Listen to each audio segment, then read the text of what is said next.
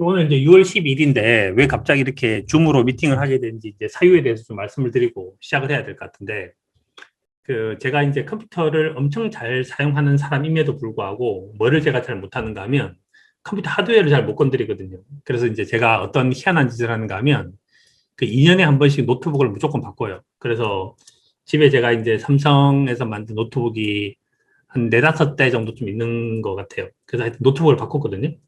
노트를 바꿨고 이제 보니까 이게 뭐 QLED도 되고 뭐 하다고 하는데 어떤 황당한 사건이 터졌는가 하면 컴퓨터가 안 돼요. 컴퓨터가 안 돼서 이게 접촉이 잘 안 돼가지고 지금 아까 유튜브로 접촉을 했더니 얘가 가장 저는 이제 하여튼 제일 좋은 거 사는데 얘가 그래서 지금 이제 작동이 안 되고 있어요. 오히려 더 느려지고. 그래서 이유를 뭔지 좀 이제 잘 못 찾고 있습니다. 그래서 오늘은 이제 그래서 이제 줌으로 이제 하게 됐고, 그 만약에 주문을 했는데 이게 또 안 된다라고 하는 그 안타까운 상황이 발생을 하면 제가 그냥 녹화를 해서 올리든지 안 그러면 또 다른 방법을 찾든지 해보도록 하겠습니다. 그래서 오늘 이제 웬만하면 잘 진행이 되기를 바라고. 그럼 제가 지금 이제 그래서 뭘 쓰고 있는가 하면 원래 웹캠이 따로 있는데 웹캠을 쓸 수가 없거든요. 쓸 수가 없는데 제가 여기다 이렇게 써야 돼요. 이렇게 뭘 써야 되는데 쓰면 이렇게 눕혀서 써야 되거든요. 그러면 이제 어차피 얼굴을 이렇게 낼 수가 없어가지고 저는 비디오 끄고 여기 계신 분들은 오디오 끄고 이렇게 시작하겠습니다. 자, 이제 오늘 할 이야기는 종목 분석. 이제 처음으로 이제 우리가 종목 분석에서 유니티라는 회사에 대한 이야기도 했고, 그 다음에 이제 어도브, 그 다음에 HMM, 그 다음에 쇼피파이, 그 다음에 디아로턴 레나, 그 다음에 리포트 읽을 때 어떤 걸 주의할 것인가, 그 다음에 현재 계절이 뭔가에 대한 얘기도 잠시 하고, 그 다음에 이제 날씨를 즐기는 거. 그래서 웃기지만 제가 이제 이 날씨를 왜 즐겨야 되는가에 대해서 꽤 좀 진지하게 제가 얘기를 해놨습니다. 그 다음에 이제 채권금리와 인버스 상품 수익률이 왜 이제 달라지나에 대한 질문을 했었고, 종목으로 포트 어떻게 구성하나, 그 다음에 현재 주가가 제일 높고, 내가 지금 현금밖에 없는 상태인데, 포트를 어떻게 구축을 해야 될까, 그 다음 맨 마지막에 특징주, 금융주와 로즈 컴퍼니에 대한 이야기를 해보도록 하겠습니다. 자, 첫 번째 유니티에 대한 얘기인데, 유니티 영상에서 이제 제가 이해대로 분석을 해봤는데 주가가 가치보다 비싸다가 최근에는 가치 수렴해 가는 것 같습니다. 비쌀 때 샀네요. 이렇게 했는데 이제 이거에 대해서 이제 또 뭐 있었는가 하면 또 황당한 일은 그건데 제가 노트북을 바꿨다 그랬잖아요. 노트북을 바꾸니까 예전에 이제 서로 기록을 했던 뭐죠? 카카오톡에 있는 대화 내용이 다 날아갔어요. 그래서 제가 이제 긁어서 붙이고 해야 되는데 제대로 긁어서 붙이지 못해가지고 내용이 몇 개 없을 수도 있습니다. 그래서 뭐 답변 이제 꼭 굳이 답변을 해야 되겠다고 생각하면 또 이제 보내주시면 될 것 같아요.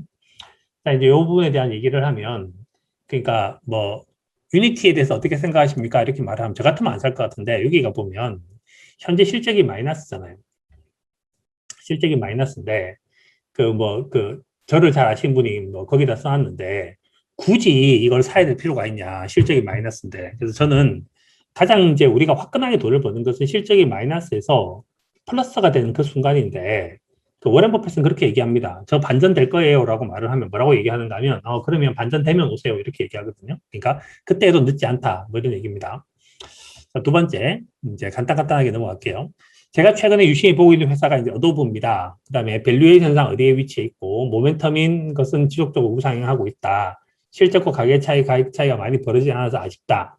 장기간 8년 동안 EPS 성장률 32% 정도 된다. 수익성을 보니까 영업이익률 ROE 모두 20년간, 그러니까 5년간 20%를 넘고 있다. 이런 내용은 제가 볼 땐 잘 분석한 내용인 것 같아요. 그래서 이제 분석을 해보면 보는 것이 뭐가 있는가 하면 우리가 Sustainable Profitable Growth Company라고 하는 것을 보고 그래서 Profitability를 분석하는 것이 영업이익률과 ROE이고 Growth를 분석하는 것이 이제 EPS 성장률 같은 걸 보죠. 그렇게 보고 그다음에 이제 주가에 대해서 주가의 방향성을 설명하는 거는 이제 주가의 방향성을 설명하는 거는 EPS와 퍼가 있고 퍼는 이제 레벨을 갖고 보는 거고 EPS는 상승이냐 하향이냐 보는 거기 때문에 잘 분석한 자료 같아요. 그래서 이런 식으로 분석하시는 것이 우리가 투자를 하는 데 있어서 훨씬 더 좀 안정감을 갖고 투자할 수 있지 않나 이런 생각이 들고 그 다음에 이제 만약에 어도브가 2020년과 같은 찬스가 오면 다시 사고 싶다. 그냥 내가 잘 몰라서 수치적인 분석은 잘 모르겠지만 다른 분이 쓰신 거래요. 그래서 내 주변에 미술 디자인 하는 사람들은 다 어도브 소프트웨어를 쓰더라. 마땅한 대체제가 없다. 대체제가 없다고 얘기를 하는 것을 우리가 이제 보통 독과점 기업이라고 얘기하죠. 독과점 기업이 되면 이제 우리가 이걸 정성적 분석을 한다고 생각한다면 좀 되게 유명한 좀 유용한 수단이 되겠죠. 좀 이따가 제가 이제 그 정성적 분석을 어떻게 할 건지에 대한 얘기를 좀 하도록 하겠습니다. 그다음에 그 당시에는 반발이 있었지만 패키지 대신에 구독 서비스를 해서 고정적인 수익을 벌어들이는 강점인 것 같습니다. 요거는 something new, 새로운 서비스에 대한 얘기죠. 새로운 서비스. 이 새로운 서비스를 어떻게 볼 것인가에 대한 얘기도 뒤에 있습니다. 그래서 이렇게 작성을 해본다고 생각을 한다면 이렇게 우리가 이야기를 서로 주고받는다라고 생각한다면 종목 분석을 할 수 있는 좀 좋은 방이 만들어질 수 있을 것 같아요. 세 번째는 이제 HMM에 대한 얘기를 했는데 HMM을 보면 재밌는 것이 매출액이 상당히 크고 숫자만 보고 얘기하는 것 같게요. 영업이익률이 이제 쭉 마이너스였다가 2020년도에 플러스로 돌아섰죠. 이것도 되게 이제 특이할 만한 것이 영업활동 현금 흐름은 언제부터 플러스였는가 하면 2019년 12월 달부터 플러스였습니다. 제가 이거 예전에 테슬라 얘기할 때도 얘기를 했죠. 그래서 실제로 돈을 벌고 있었다. 실제로 영업으로 돈을 벌고 있었고 그 영업으로 버는 이익이 상당히 큰 폭으로 늘었죠. 그래서 여기 큰 폭으로 늘어난 것보다 저는 이게 큰 폭으로 늘어난 게 되게 좀 의미 있다고 생각을 해요. 그래서 HA 모멘텀이 되게 맞고 앞으로 우리가 투자를 할 때 이런 것들의 포인트를 잡아야 된다. 그래서 영업이익이 마이너스를 한다 하더라도 영업활동 현금이 플러스라고 하면 그때 우리는 뭐라 할 수 있는가 하면 아, 흑자로 전환하고 있구나 이렇게 얘기를 할 수 있을 것 같아. 그렇게 분석할 수 있을 것 같아요. 그다음 쇼피파이라는 회사가 있었는데 이게 보면 이 회사는 되게 신기하게 회사가 만들어진 지 얼마 안 됐는데 항상 돈을 벌고 있는 회사입니다. 항상 돈을 벌고 있는 회사고 언제나 영업활동 현금이 플러스인 건 되게 특이하고요. 근데 이 회사에 대해서 이제 어떻게 생각하세요라고 얘기를 한다면 아까 이렇게 말씀드렸죠. Sustainable Profitable Growth 이렇게 보는데 뭐가 좀 제가 마음이 걸리는가 하면 영업이익률이나 그 다음에 영업이익률의 ROE 수익이 너무 낮아요. 그러니까 이게 수익력이 아직까지 상당히 낮은 거죠. 그래서 뭔가 수익력이 좀 더 이제 받쳐줘야 되지 않을까. 그래서 뭐 저 같으면 이제 이런 회사들은 아직까지도 이제 물망에 올리기는 좀 되게 힘든 것 같아요. 자, 그래서 요까지 얘기를 봤는데 제가 볼 때 제일 중요한 파트는 뭐가 있는가 하면 이런 방식으로 뭔가 그 지속성, 수익성, 안정성이라고 하는 걸 분석하고 정성 분석을 했으면 좋겠다. 그건 뒤에 조금 이따가 이제 얘기 좀 더 보태보도록 하겠습니다. 그 다음에 이제 회사를 볼 때 뭘 이제 하면 좋은가 하면 이것도 좋은 거 같고 저것도 좋은 거 같고 이것도 좋은 거 같을 수가 있는데 우리가 회사를 사면 저는 이거 이제 기업을 증권이라고 보지 않고 기업을 그 주식이라고 하는 것을 기업이라고 본다고 생각한다면 우리가 사업을 고를 때 좋은 사업을 한 5개 정도쯤 고르면 저는 되게 잘 고르는 거라고 생각하거든요. 그래서 그 목표는 그런 것 같아요. 내가 지금 이제 예전에 이제 이태원 부장이 쓴 글에 그런 게 나오는데 그 숲에 가서 이제 모래 이제 계곡 같은 데 가서 모래라 이제 뭐죠? 그 자갈을 하나씩 둘씩 뒤지는데 거기서 유의미한 걸 골라야 된다. 그래서 고르고 또 골라야 되는데 지금 현재 골라진 유의 것들을 본다고 생각한다면 현재 골라진다고 보면 저는 아주 적합한 건 아직까지 없는 것 같습니다. 그래서 방법론에 대한 얘기는 그렇고 자, 그다음에 이제 두 번째는 요건데 리포트 읽을 때 주의할 점에 대한 얘기인데 이런 자료를 볼 때 이제 예를 들어 테슬라 같은 거 봤다는 거죠. 테슬라를 봤는데 제가 지난주에는 요 격차를 벌어진 걸 보면서 아, 격차가 충분히 커졌으니까 가치는 상승하고 있고 가격이 떨어져서 요 괴리가 큰 걸 사면 되지 않을까라고 하는 건데 이것도 잘하려고 생각을 하면 아주 잘할 수가 있어요. 아주 잘할 수가 있는데 왜냐하면 지금 보면 EPS는 우측이고 주가는 좌측이니까 사실은 이 축이 좀 다르죠. 그래서 이 축을 좀 제대로 분석하는 방법을 하나를 해보면 이렇게 됩니다. 예를 들어서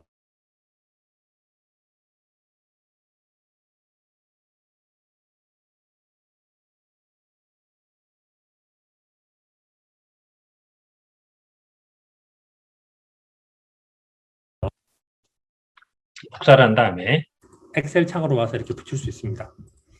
붙일 수 있고 우리한테 필요한 건 여기 이제 날짜가 필요하고 날짜 그 다음에 여기가 가격이고 가격 여기가 EPS죠. 포워드 EPS죠. 다른 건 필요한 자료가 아니고요. 필요한 자료가. 어떻게 분석을 하면 되냐 하면 분석을 하는 거는 이렇게 분석을 하면 되겠죠. 필터링을 해서 날짜를 정렬을 해서 위로 올리고 그러면 이제 이렇게 만들어지는데 이게 가격 변화죠. 이게 가치 변화고 그러면 는 가격 나누기 이렇게 할 수 있겠죠. 이렇게 B픽스 100일, 100일. 자, 그러면 실제 주가가 3% 정도 올랐죠. 3%. 3% 올랐는데, 3%. 가치는 얼마 올랐냐 하면, 이렇게 당기면, 똑같으니까, 식이 틀렸네. 틀렸네. 이가 픽스죠.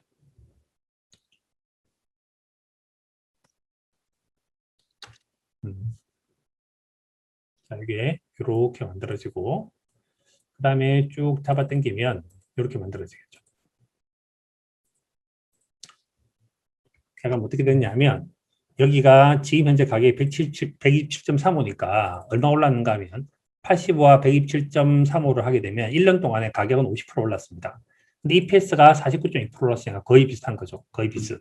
그럼 이거는 이제 주가와 실제 거의 비슷하게 올랐다. 그러면 그 그림을 여기 이건 애플로 한 거고 테슬라를 해볼 수 있겠죠. 테슬라까지 해볼게요. 포드 12 EPS. 복잡하지 않아요. 되게 심플해요. 되게 심플. 자, 이렇게 해서 복사를 하고 또 똑같이 와서 붙이고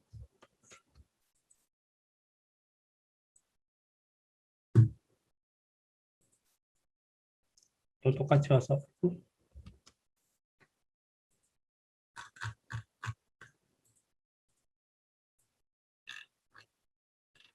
자, 이렇게 해서 복사를 하고 붙이고 필요 없는 거 떼어내고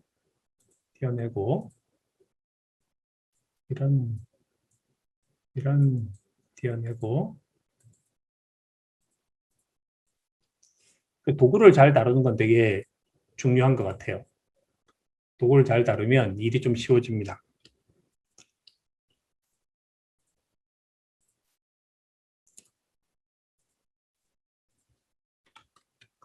자, 그러면 방금 테슬라 같은 경우는 이렇게 만들어지겠죠. 테슬라는 이제 주가하고 실적이 보면 226, 251 거의 비슷하게 움직였다. 이렇게 해서 하나씩 둘씩 계산을 해보면 이게 좀 저평가된 걸 찾을 수 있겠죠. 이렇게. 그래서 그런 식으로 찾을 수 있다. 그런 식으로. 그래서 일정한 시점을 더하면 되는데 일정한 시점을 더하는 방법은 뭐가 있는가 하면 3개월을 기준으로 하겠다. 6개월을 기준으로 하겠다. 9개월을 기준으로 하겠다. 12개월을 기준으로 하겠다. 보통 쓰는 것이 6개월, 12개월 정도 쓰고 방금 계산한 방식은 뭔가 하면 12개월을 평가한 거예요. 12개월을. 12개월을 평가했으니까 막 6개월을 평가하겠다라고 생각한다면 지금이 6월 11일이면 여기 1월 11일로 올라가면 되겠죠. 1월 11일로. 1월 10일로 올라간다고 생각하면 여기서 작성을 하면 되겠죠. 여기서부터. 여기서 작성을 해서 6개월 동안에 가격의 변화. 이거 나중에 파일 하나 드릴까요? 이렇게 만드는 거. 이렇게. 자, 그러면 이제 실제 지금 현재 뭐가 있는 거 여기서부터 시작 6개월 동안은 가격은 떨어졌는데 26%. 실적은 4.2에서부터 시작해서 올랐으니까 실적은 더 많이 올랐던 거죠. 그래서 이렇게 빼버리면 이것도 뺄까요? 여기서부터. 자, 6개월 자료를 저렇게 보여드리는 이유는 1년 자료를 보여드리는 이유는 거의 비슷하게 같이 간다는 뜻이에요. 이렇게 얘기를 하면 그러면 이제 현재 주가가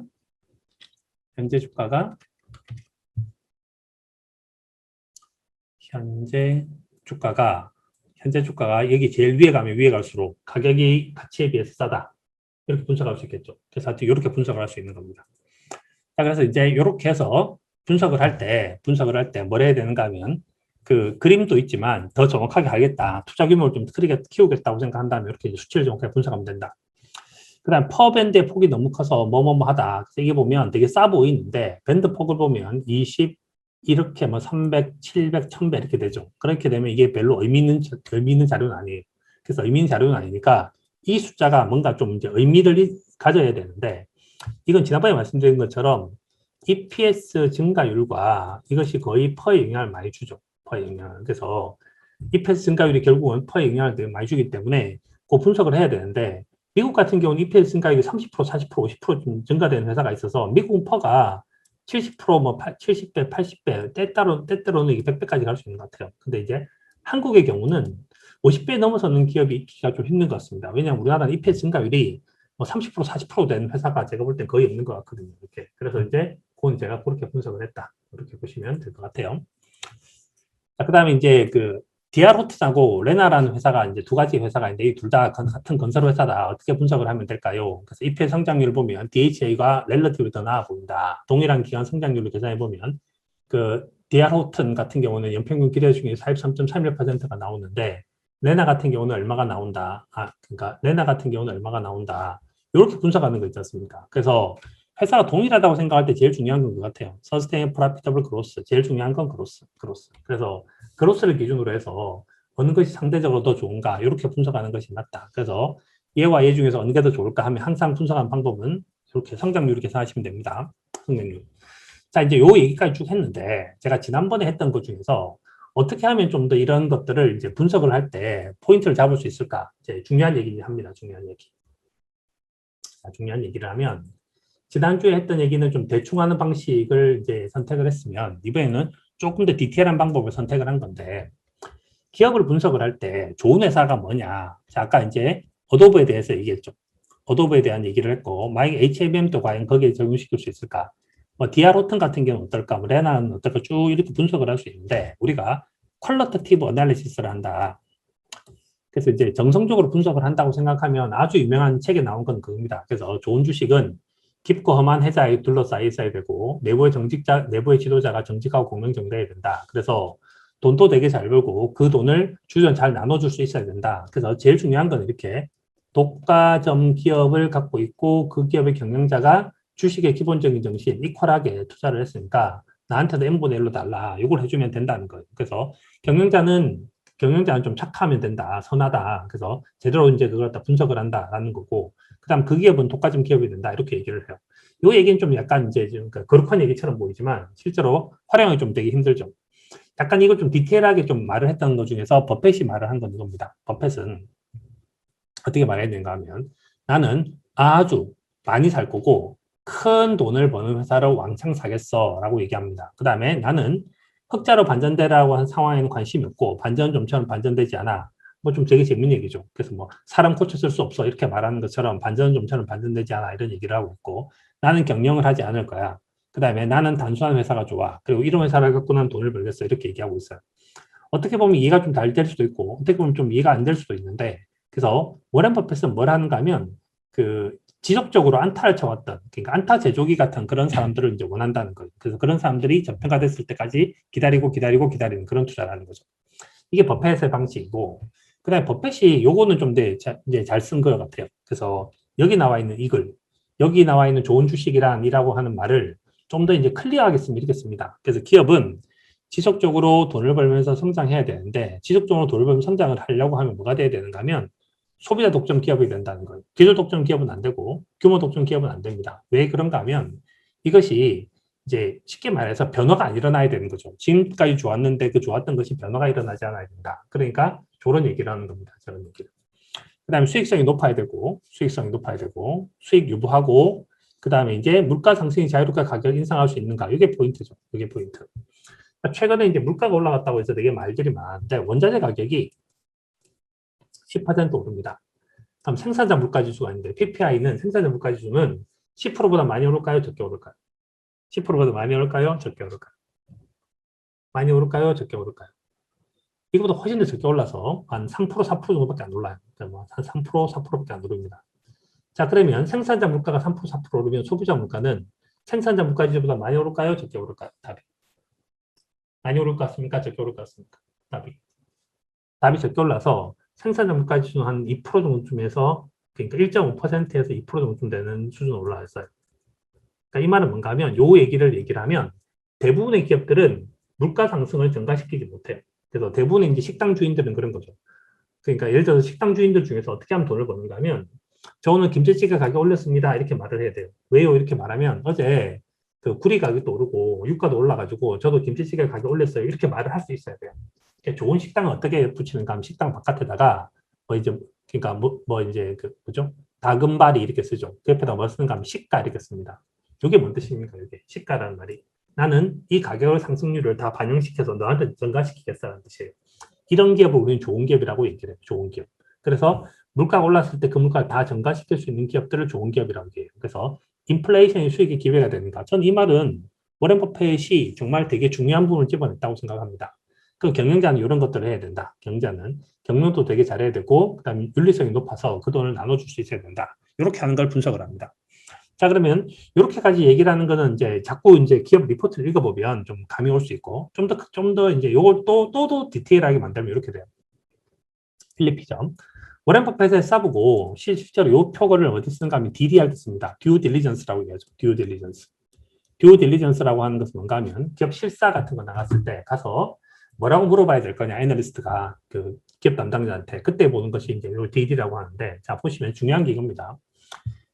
적어도 향후 몇 년간 매출액이 늘어날 수 있는 제품이나 서비스가 있는가. 그 다음에 현재 제품 라인업이 더 이상 확대되기 어려웠을 때 전체 매출을 추구한 신제품을 개발하고자 하는 결의가 있는가. 연구개발 너 잘하니 이렇게 이제 만들어지고 있잖아요. 그래서 여기서 제일 중요하게 생각하는 것이 뭔가 하면 여하튼 이제 회사는 성장을 해야 되고 성장의 토대가 되는 것은 결국 뭔가 하면 새로운 상품이라는 거예요. 새로운 상품. 뉴 상품이라고 얘기를 하는 겁니다. 그래서 필립 피셔한테 제일 중요했던 건 뭔가 하면 신상이에요. 신상품이 나와야 된다는 거죠. 신상품. 자, 그럼 다시 이제 그 또 한 사람이 있는데 이 사람은 윌리엄 모델입니다. 그래서 브로커 출신의 펀드 매니저죠. 펀드 매니저였기 때문에 이 사람은 투자 기간이 좀 더 짧았어요. 단기 정도쯤 돼요. 근데 이 아저씨는 투자를 하면 필립 피셔는 투자이 되게 길죠. 한 번 투자하면 20년, 30년 이렇게 투자를 했던 사람입니다. 자, 근데 이제 뭐라고 얘기를 했냐면 이렇게 말을 했어요. 캔 슬림이라고 얘기하는데 여기가 캔이고 여기가 슬림이죠. 이 회사들이 올라가더라. 근데 캔은 뭔가 하면 EPS입니다. EPS. 하나는 애니얼 EPS고 하나는 쿼터 EPS죠. 그러니까 결국 여하튼지 실적 상승률이 있고 세 번째가 그겁니다. 뉴인데 뉴. 신상, 신서비스, 신경영진, 그 다음에 신고가, 신거래량 이렇게 얘기를 하고 있는데 이런 것이 만들어진다고 생각하면 주식을 사야 된다고 얘기를 하고 있어요. 자, 그러면 유니티라는 회사에 대해서 분석을 해야 될 그거죠. Sustainable, Profitable Growth 분석을 해야 되겠죠. 그로스 분석을 하고 그 다음에 분석이 될 게 뭐 있습니까? Something new, 뭔가 새로운 것이 있는가, 새로운 것이. 이걸 분석하겠죠. 그래서 회사가 돈 벌고 최소한 profitability는 ROE가 얼마 정도쯤 돼야 되는가 하면 15%쯤 돼야 되고 영업이익률도 15% 이상은 돼야 돼요. 그래야지 15% 되면 뭐가 되는가 하면 5년이 지나면 돈이 더블이 되죠. 그래서 최소한 ROE나 영업이익률이 15%가 넘어야 된다. 그럼 당연히 EPS 성장률도 당연히 15% 넘어서야 되죠. 15% 넘어서줘야 되고, 그 다음에 썸씽 U를 만들어내는가, 그 다음에 거기에 걸리는가, 유니티는 땡이죠, 유니티는 땡. 자, 오더브는 성장률이 지금 현재 성장률 높고, 다 높죠. 다 예스죠. 그 다음에 뭡니까? 2019년도에 보자면 새로운 서비스를 했다. 요렇게 되면 이게 다 통과된 거죠, 통과. 이게 다 통과되면 된다. 그럼 지금 현재는 어도브 같은 경우는 그러면 그 카트라인에 들어오나요? 카트라인 들어와요. 카트라인 들어오는데 다만 이건 밸류에이션의 문제겠죠. 밸류에이션 한번 넘어가겠습니다. 그 다음에 HMM은 알아서 이제 잘 판단 한번 해보시면 될 것 같고요. 판단해 보시면. 쇼피파이도 이제 똑같이 분석을 해보시면 되겠죠. 이렇게. 그렇게 이제 분석을 해보시면 되니까 요 그림들을 좀 이해를 좀 잘 했으면 좋겠다. 이렇게. 자, 그 다음 이제 그래서 뭔 얘기를 했는가 이제 요 두 가지 얘기를 했고요. 그 다음에 계절에 대한 얘기를 이제 또 한번 해야 되는데, 계절에 대한 얘기. 계절에 대한 얘기. 그래서 현재 지표가 말해주는 것이 경기와 물가를 본다면 경제는 좋아지고 있고 물가는 떨어지고 있고 정부 정책이나 통화 정책은 여전히 저금리와 확대를 하고 있다. 그럼 아직도 봄이라 판단한다면 아직도 주식을 매수하는데 유효한 타이밍을 봐도 됩니까? Yes. 영상에서 월드 인덱스 F와 S&P라고 하고 하나를 고른다고 하면 다우존스 나스닥보다 이걸 하겠다고 하는데 이거 뭐 왜 그러냐? 이건 뭐 밑에 누군가 답을 달았더라고요. 답을 달았는데 뭘 본다고 생각을 한다면 하나가 밸류에 좀 가깝고 하나가 그로스에 좀 가깝다고 생각한다면 얘는 블렌디드 된 정도쯤 되겠죠. 블렌디드. 그 정도쯤 된다고 본다. 그 다음에 이제 현재 계절에 대한 얘기를 해보면 이제 봄이면 어떻다 저떻다인데 지금 봄과 여름 사이를 되게 오랫동안 왔다 갔다 할 거라고 이제 하셨다. 그러니까 저도 이제 이렇게 생각하는 거죠. 다만 상황이 뭐가 돼서 베타를 줄이려고 했다. 요 얘기는 뒤에서 이제 베타에 대한 얘기를 할 거고 봄 대 여름 정도쯤 되는 것이 7대3 정도쯤. 저도 이제 이 정도쯤 생각합니다. 여전히 지금 현재도 이 정도 상태라고 저는 보고 있는 거죠. 자, 그 다음에 이제 요 글은 제가 딱 보고 난 다음에, 아, 이거는 제 강의를 되게 열심히 들으셨구나, 이런 생각이 들었어요. 그러니까, 아, 고민이에요. 틀린 정보를 말할까봐. 그렇지만, 그러니까, 제 생각과 기억들을 남깁니다. 이게 남기는 건 되게 중요한 의미를 갖고 있는 것 같아요. 저도 뭐, 이 자료를 유튜브를 하거나 뭘 한다고 해서 많은 사람들이 볼 거라고 생각도 별로 한 건 아니지만, 제 기억들을 남겨야 되고, 제 생각을 남기는 건 되게 중요하다는 거죠. 그래서, 봄에서 여름으로 넘어가는 간절기다. 그 다음에 이제 그래서 7대3, 6대4 정도로 보고 계신다. 제가 이렇게 얘기했고, 여전히 지금 이제 봄에 봄의 영향을, 봄에 가까이 있어요. 그래서 계절이 이제 여기가 봄이고, 여기 여름이라고 생각한다면 지금도 여전히 봄에 좀 더 치우쳐져 있죠. 봄에 좀 치우쳐져 있다. 그 다음에 이제 봄과 여름 사이에 엄청 오랫동안 있을 수 있다. 엄청 오랫동안 있을 수 있다. 왜 오랫동안 있을 수 있는가 하면, 현재 정부 정책 때문에 그렇고, 하나는 자연시장과 실무시장 격차 때문에 그래요. 그래서 그렇다. 그 다음에 요 얘기는 정말 저는 되게 중요하다고 생각하는데, 우리는 투자를 하는 데 있어서 어떤 생각을 좀 하고 있는가 하면 이렇게 생각하는 것 같아요. 그러니까 정치가 있고 경제가 있는데, 정치는 되게 이제 드라마틱하죠. 드라마틱하지 않습니까? 그래서 우리가 뭐 상상했겠습니까? 그 30대 중반에 사람이 야당의 이제 대표가 된다. 상상할 수 없었는 거지 않습니까? 그러니까 우리는 대부분의 정치를 저렇게 드라마틱하게 생각을 하니까, 여기서 나오는 정치가라든지, 안 그러면 이제 뭐 그 FRB 의장의 코멘트라든지, 안 그러면 뭐 이제 그 트레저리 있는 뭐 옐런이라든지 이런 사람들이 말을 하는 걸 되게 드라마틱하게 생각하는 것 같아요. 그래서 야, 어제 옐런이 나왔으니까 오늘 주식 팔자. 야, 오늘 뭐 파월 나왔으니까 야, 주식 사자. 이런 식으로 투자를 하는 경향성이 되게 많은데, 이건 그렇지는 않은 것 같아요. 이 사람들은 다 뭘 쳐다보고 있는가 하면 여기를 다 쳐다보고 있습니다. 근데 경제는 본질적으로 굉장히 점진적이고 상당히 연속적이에요. 그러니까 정치가 휙휙휙 바뀌면서, 정치가 0 갔다가 1 갔다가 다시 0 갔다가 이렇게 할 수 있지만, 경제는 0.1, 0.2, 0.3, 0.4, 0.5, 0.6 이렇게 이제 움직이는 그런 것들이죠. 그렇게 움직이기 때문에 굉장히 느리고 항상 추세를 따라갑니다. 추세를 따라가니까 뭐 갑자기 이상한 주식이 올라가니까 이제 지금부터는 가을 아닌가요? 뭐 갑자기 뭐 되면 지금도 겨울 아닌가요? 이렇게 얘기를 하지만 그런 일은 거의 없는 거죠. 상당히 천천히 가고 있다. 그래서 경기, 물가, 금리라고 한 정책을 구분하더라도 이렇게 정리를 해보시는 건 되게 중요한 것 같아요. 그래서 OECD표 상승 오케이, 상승 오케이. 그다음 기업이 상승 추세, 그다음 PMI 지표 50 이상 유지, 요렇게 되겠죠. 요렇게 다 플러스고, 그래서 경기 플러스, 그다음 실적 모멘텀 플러스. 물가는 여전히 뭐뭐뭐 하기 때문에 물가에 대한 의미와 정확한 결론은 아직까지 유보. 물가는 지금 현재 오히려 뭘 봐야 되는가 하면 브레이크 이븐 인플레이션 정도 좀 보는 것이 맞는 것 같아요. 맞는 것 같고, 제가 요거는 계속 텔레그램에 최근에 얘기를 하고 있죠. 실제로 물가가 별로 올라갔다고 보기는 힘든 것 같아. 그 다음 기준금리 역사적으로 이제 상당히 절대적 저금리 가깝고, 그 다음 재정정책은 완화를 하고 있고, 그래서 뭐뭐 한다고 하더라도 여전히 봄에 가깝다. 그 다음에 테이퍼링 하면 그러면 여름인가요? 테이퍼링을 하더라도 금리를 올려야지 이제 바뀌는 거다. 그래서 정확하게는 제가 예전에 설명을 한번 하긴 했는데, 그 피델리티가 분석을 한번 해보니까 뭐라고 분석된 자료가 나왔는가 하면, 그러니까 금리를 올리기 한 3달 전 정도쯤이 여름이다라고 얘기를 하고 있는데, 저는 그거는 이제 그 측정할 수 없다, 메저업을 할 수 없다. 그래서 금리를 올린 시점부터는 여름이라고 해도 별로 늦지 않다, 이렇게 제가 이제 얘기를 한 적이 있었었죠. 자, 그래서 아무튼 지금 이제 요 표가 되게 저는 잘 만드신 표라고 생각해요. 그래서 이렇게 표 한번 만들어 보시는 거 하고, 그다음 어도브 분석하는 것처럼 이렇게 분석을 한번 해보시는 거, 이런 것들을 자꾸 해보시면 좀 실력이 좋아지지 않을까, 투자 실력이 좋아지지 않을까 이런 생각이 듭니다. 자, 그다음에 이제 그 텔레그램에서 이제 매매 회전율에 대한 질문인데, 제가 이제 매매 회전율에 대한 얘기를 한 적이 있나 이런 생각이 들어서 한번 찾아봤어요. 찾아봤더니 뭐가 자료가 나오긴 했는데, 제가 올해 수익률 2020년도와 2021년도를 따라서 코로나부터 시작해서 지금까지 쭉 이어져 왔는데, 여기 수익률에서 제일 중요했던 부분을 차지하는 건 도대체 뭘까라고 생각을 해보면, 그 사람이 매매를 했을까? 안 그러면 그 사람이 바이앤홀드에 투자를 했을까가 수익률을 결정했을 것 같아. 당연히 얘가 돈을 좀 많이 벌었겠죠. 그러니까 샀다 팔았다 해서 돈을 벌기가 정말 되게 어려운 시장이었습니다. 어려운 시장. 그래서 변동성이 되게 커졌고 그런 시장이었죠. 그런 시장이었는데, 그것도 제가 잠시 이제 한번 보면, 저는 지금 현재 시장 상황이 앞으로 어떻게 될까요? 이렇게 얘기를 하면, 과거 자료를 분석하는 것이 좀 의미를 잃었다고 얘기를 하고, 그럼 하이힐드와 가끔씩은 사람들이 주가를 변동성 지수와 분석을 되게 많이 하는데, 변동성 지수를 보면 이렇게 만들어졌어요. 그래서 어떻게 만들어졌냐면, 변동성 지수가 현재 어떤 상태를 보이고 있냐면, 신기한 것이 두 가지 한번 다 그려볼게요. 이거는 이렇게 그리고 현재 주가가 사상 최고치죠. 주가 사상 최고치니까 잔고도 사상 최고치라 해야 되죠. 잔고도 사상 최고치시죠? 네, 그렇죠. 그래야 돼요. 자, 그런데 보면, 자, 하이힐드가 역사적 최저점에 와 있습니다. 최저점 3.21까지 떨어졌어요. 역사 최저점이 떨어져 있고, 주가는 사상 최고치인데 변동성을 보는 사람들이 되게 힘들었던 거죠. 왜 그런가 하면, 변동성은 2018년도 이때는 변동성이 10m로 떨어진 적이 있어요. 근데 코로나 이후에는 한 번도 10m로 떨어진 적이 없습니다. 숫자가 작다라고 해도 17, 18 정도쯤 되죠. 그 말은 뭔 뜻인가 하면 과거에 비해서 변동성이 되게 큰 상태로 주가가 올랐으니까 옛날에 주가가 이렇게 올랐다고 생각한다면 2020년과 2021년도 주가가 이렇게 해서 올라버렸다는 거죠. 그러니까 이걸 올랐을 때 버틴 사람들은 투자자일 확률이 높고 이걸 했을 때 버티지 못한 사람은 매매를 위주로 한 투자자였을 확률이 되게 높은 거죠.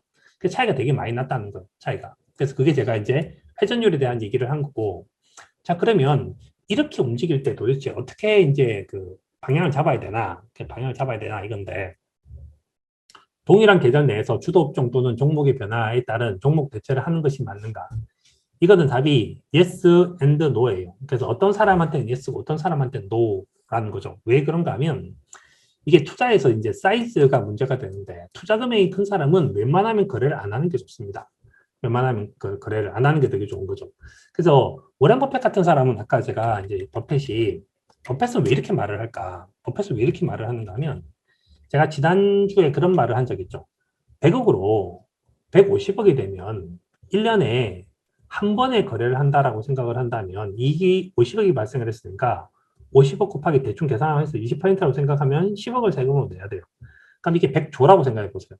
100조라고 생각하면 150조를 벌었으면 그러면 이렇게 하면 10조를 세금으로 내야 되는 거죠. 장난 아닌 거죠. 그러니까 금액이 크면 클수록 트랜잭션 안 하는 것이 훨씬 더 좋고 워렌 버핏은 어떻게 하든지 저걸 안 팔 수 있는 회사를 살려고 되게 애썼습니다. 이렇게. 그러면 뭐 에드가 스미스라는 사람이 옛날에 했던 말인데 그래서 이제 그런 회사를 살려고 하는 거고 그런데 난 지금 이제 금액이 되게 작다. 금액이 작아서 양도세 같은 거 신경 쓸 필요가 없다. 이렇게. 그러면 당연히 트랜잭션 하면 거래가 좀 많아도 되겠죠. 거래가 좀 많아도. 그래서 이거는 yes이면서도 no다. 근데 딱 하나를 선택하라고 하면 저는 중장기 성장주는 아니고 중장기 포트를 짜는 것이 훨씬 더 의미 있어요. 그래서 그렇게 해야지 실제로 좀 제대로 된 돈을 벌 수가 있어요. 제대로 된 돈을. 저 뒤에서 이제 제가 그 지난주에 처음으로 제가 뭐 하나를 팔아라는 얘기를 했었는데 그 얘기를 하게 될 텐데 포트를 좀 길게 가져가시는 것이 좀 필요합니다.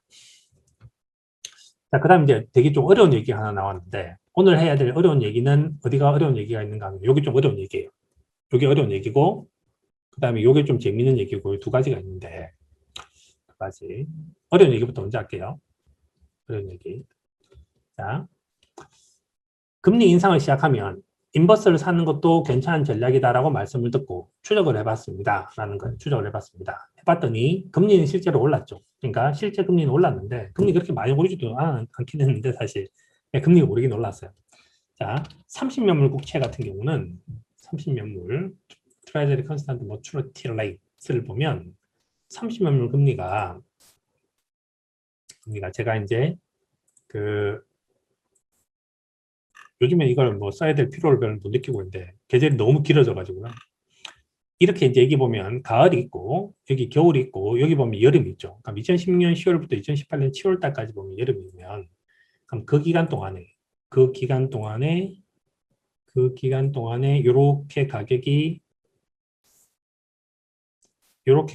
여기서부터 시작해서 2016년 여기서부터 시작해서 가격이 하여튼 2018년도까지 해서 요렇게 오르긴 올랐어요. 오르긴 올라서 한 2.5부터 시작해서 한 3.5 정도까지 올랐으니까 한 1% 정도 올랐죠. 1%좀 올랐으니까 꽤 그것도 오르긴 오른 거고 그러면 30년 국채가 금리가 1% 올랐다. 30년 물이 금리가 2.5가 금리가 3.5가 됐다. 하면 가격이 얼마 올랐냐 하면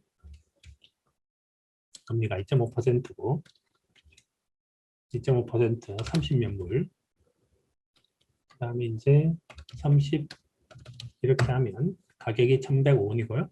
1,105원 이렇게 마이너스 붙이고 근데 금리가 3.5로 올랐으면 이렇게 된 거죠. 그러면 얼마 벌 수 있냐면 쇼트 치면 이렇게 하면 가격이 한 21% 정도 좀 상승을 했어요. 21% 상승. 자 그러면 분석을 해본 바에 따르면 TMV 같은 이런 이제 장기국채 인버스를 샀었으면 수익률이 20% 정도 좀 되는데 이게 레버리지니까 곱하기 3 한다고 생각하면 대충 한 60은 안 나오다 한 50 정도 좀 나와야 되는데 살펴보니까 수익률이 생각보다 좋지 않았다. 수익률이 생각보다. 그러니까 TMF 같은 건 수익률이 상당히 좋았었는데 겨울에. 근데 여름에 TMV는 반대쪽인데 별로 상태 안 좋았다. 그래서 신기하다. 왜 그럴까? 신기하다, 왜 그럴까, 이 얘기를 하고 있는데, 금리에 대한 얘기를 좀 더 해야 될 것 같아요. 왜 금리에 대한 얘기를 더 해야 되는가 하면, 지금 이제 제일 미스테리한 건 그거지 않습니까? 아니, 현재 상황에서 도대체 주가는 왜 계속 사상 최고치야? 그리고 왜 금리가 저렇게 낮은 거야? 이렇게, 요 얘기를 좀 더 해야 될 것 같아서 금리를 꺼내는데, 금리에 대한 얘기를 한 것 중에서 이분이 누군가 하면 2013년도 노벨상 수상자인 로버트 실러 교수입니다. 실러 교수. 야성적 충동이라는 책을 쓰신 분이죠. 그리고 뭘 썼는가 하면 이제 시클리칼리한 뭐 이런 개념들을 만들기도 했고, 하여튼 여러 가지 개념들을 써서 실제 리얼월드에서도 되게 열심히 활동을 하시는 분이에요. 이분이 이제 기사를 썼죠. 기사를 썼는데 이렇게 생각했습니다. 1950년도부터 1971년도까지는 장기 채권 시장은 진짜 쉬웠다. 장기금리는 물가 인플레이션과 단기 실질금리를 보면 쉽게 설명할 수 있다. 이게 뭔 뜻인가 이 뜻입니다. 그때는 금리가 경기 더하기 물가였다 이 뜻이에요. 경기 더하기 물가였다. 근데 90년대부터 시작해서 우리의 이론, 그러니까 명목금리는 실질금리 더하기 인플레이션이다라고 하는 우리 이론이 어긋나기 시작했다. 그래서 실제 미국의 단기 실질 이익률과 인플레이션이 제로나 마이너스였다. 그래서 장기 이자율은 더 낮아졌다. 2008년도 이후 양적 완화를 감안한다 하더라도 장기 이자율은 예상했던 것보다 더 높다. 그래서 요 얘기가 이제 뭔 얘기를 하는 건가, 이 얘기를 하는 건데, 예전에는 금리가 분명히 이랬었어요. 금리가 분명히 이랬었는데, 금리가 뭘로 바뀌었는가 하면, 이제는 금리는 물가보다만 높은 수준으로 바뀌었습니다. 왜 이런 일이 발생했을까? 왜 이런 일이? 그러니까 앞으로는 도대체 어떻게 될 건가에 대한 얘기를 해보려고 하는데, 이건 이렇게 볼 수 있어요. 현재 우리가 이제 느끼는 건 이런 거죠. 2008년도에 주식 투자를 했던 사람들이 저한테 많이 질문했던 겁니다. 아니, 서프라임에 대한 얘기를 하는데, 한국은 서프라임 관련된 채권이 좀 있긴 있었지만, 아니, 왜 중국 주식에 영향을 줍니까? 중국은 서프라임 관련된 자산도 없지 않습니까? 이 질문에 대해서 어떻게 답변을 할까? 두 번째, 2011년도에 그리스가 왜 도대체 세계에 영향을 미칩니까? 그리스는 전세 0.3%밖에 안 되는데, 제가 지난주에는 그 0.1%도 안 된다 그랬죠. 미얀마 같은 경우. 근데 그럼 도대체 그리스는 뭐냐? 2016년도 영국이 브렉시트 했는데 왜 우리나라 주가는 그날 100포인트 빠졌냐? 도대체 뭔 관계가 있냐? 영국과 우리나라 교역을 하는 것도 거의 없는데 이유가 도대체 뭐냐 이거죠. 현재 이거 설명할 수 있는 방법은 두 가지가 하나가 있는데 두 가지. 80년도 이전, 80년대 이후. 그러면 로버트 실러 교수가 말을 할 때 도대체 뭐가 바뀌었냐 하면 이게 바뀌었어요. 80년대 이전에는 실물 시장이 훨씬 더 중요했어요. 왜냐하면 80년대 이후에 선물 시장이 만들어졌고 옵션 시장이 만들어졌고 그 다음에 스왑이라고 하는 시장이 되게 빠른 속도로 커지기 시작했습니다. 그러니까 저런 시장이 없었어요. 저런 시장이 없었다고. 저런 시장이 없었으니까 그 당시만 하더라도 뭔가 하면 실물 시장이 자산 시장보다 더 컸었어요. 80년대까지는. 그래서 이때는 누가 더 중요했는가 하면 재정 정책이 훨씬 더 중요했어요. 재정 정책이. 자, 현재 지금은 재정 정책이 중요합니까? 통화 정책이 중요합니까? 현재는 통화 정책이 압도적으로 중요하죠. 통화 정책이. 압도적으로 중요하죠. 왜? 지금 이제 지난주에도 보여드렸지만 실물 시장 규모를 매저하는 건 GDP로 하는데 85조 달러밖에 안 돼요.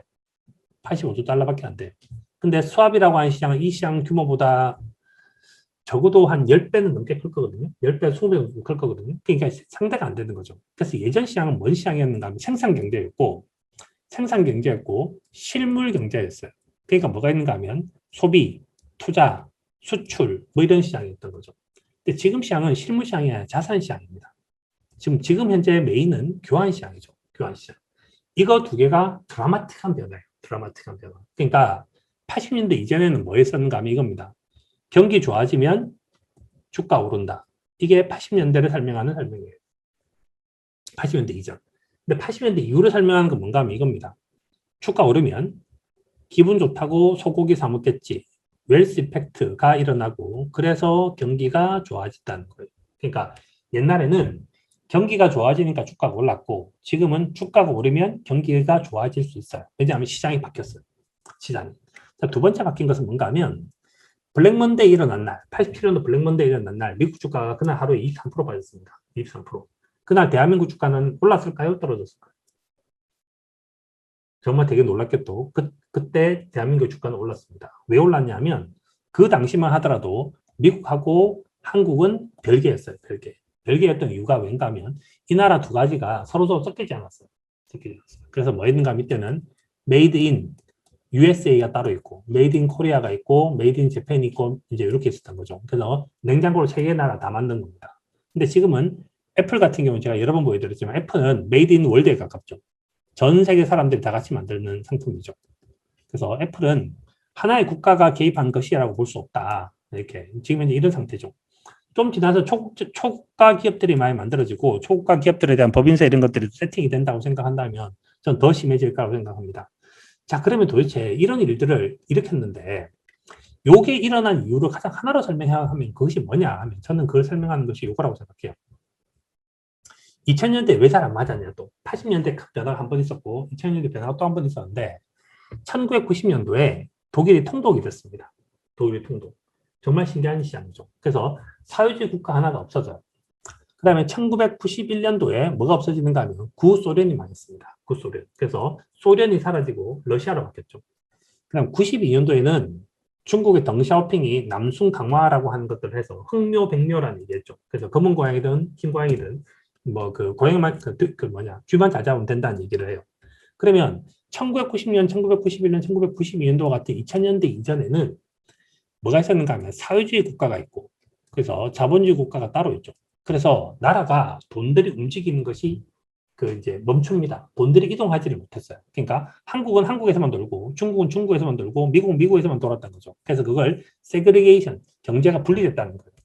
근데 지금은 정말 되게 쉬워진 것이 최근에 비트코인 같은 것이 만들어지니까 더더더 쉽지만 이제는 한국에 있는 자금을 중국으로 보내고 중국의 자금을 미국으로 보내고 이런 것이 훨씬 더 쉬워졌죠. 이제 비트코인 같은 게 만들어지면. 그래서 이제는 세계 경제가 하나로 통합되기 시작을 했습니다. 자, 그래서 어떤 일이 만들어졌냐? 이 일이 만들어졌는데 이 일이 이 일을 설명하면 이렇게 돼요. 자, 그러면 옛날에는 어떻게 만들어졌는가 하면 자, 1970년대로 돌아가죠. 1970년대, 1980년대 돌아가죠. 그러니까 제가 이제 초등학교를 다니던 시절에 그 이제 은행 학교를 가게 되면 그 금고에 있는 언니들이 와갖고 이제 500원짜리 동전을 받아갔어요. 동전을 받아가서 뭐 이름 쓰고 500원 입금했으면 도장 찍어주고 이런 거죠. 그때 금리를 얼마 줬는가 하면 경제 성장률 9%좀 됐고 물가가 한 6%좀 됐고 금리가 한 15%좀 줬습니다. 너무 당연하다고 생각을 했죠. 1980년대는 이것이 너무 당연했어요. 그러니까 명목금리가 이걸 다 챙겨주는 거죠. 근데 어떤 일이 있었는가 하면 이제 이런 일이 있었는데 2002년도에 2003년, 2004년, 2005년도 어떤 일이 있었는가 하면 중국에서 어떤 일이 있었는가 하면 이런 일이 있었죠. 이 두 가지를 생각한다면 경제 성장률 10%예요. 근데 중국은 물가를 2%로 떨어뜨렸어요. 그런데 중국의 금리가 얼마였는가 하면 12를 줘야 되잖아요. 12를 안 주고 예금 금리가 3%, 예금 금리가 3%, 대출 금리가 5%였으니까 이 금리가 여하튼지 많아봐야 3% 정도 받았어요. 그러면 이제 중국의 민간이 왕서방이 화낼 거 아닙니까? 왕서방이 중국의 초상은행 가서 화를 내겠죠. 아, 도대체 뭐 하시는 겁니까? 지금 경제 성장이 10%고 내 돈에 대한 기회비용을 고려하면 저한테 12% 주셔야 되는데 왜 저한테 3% 주세요? 이렇게 얘기했을 거 아닙니까? 그럼 초상은행이 뭐라 그랬습니까? 지랄하지 말고 그럼 딴 데 가. 딴 데 가서 뭐 할 건데?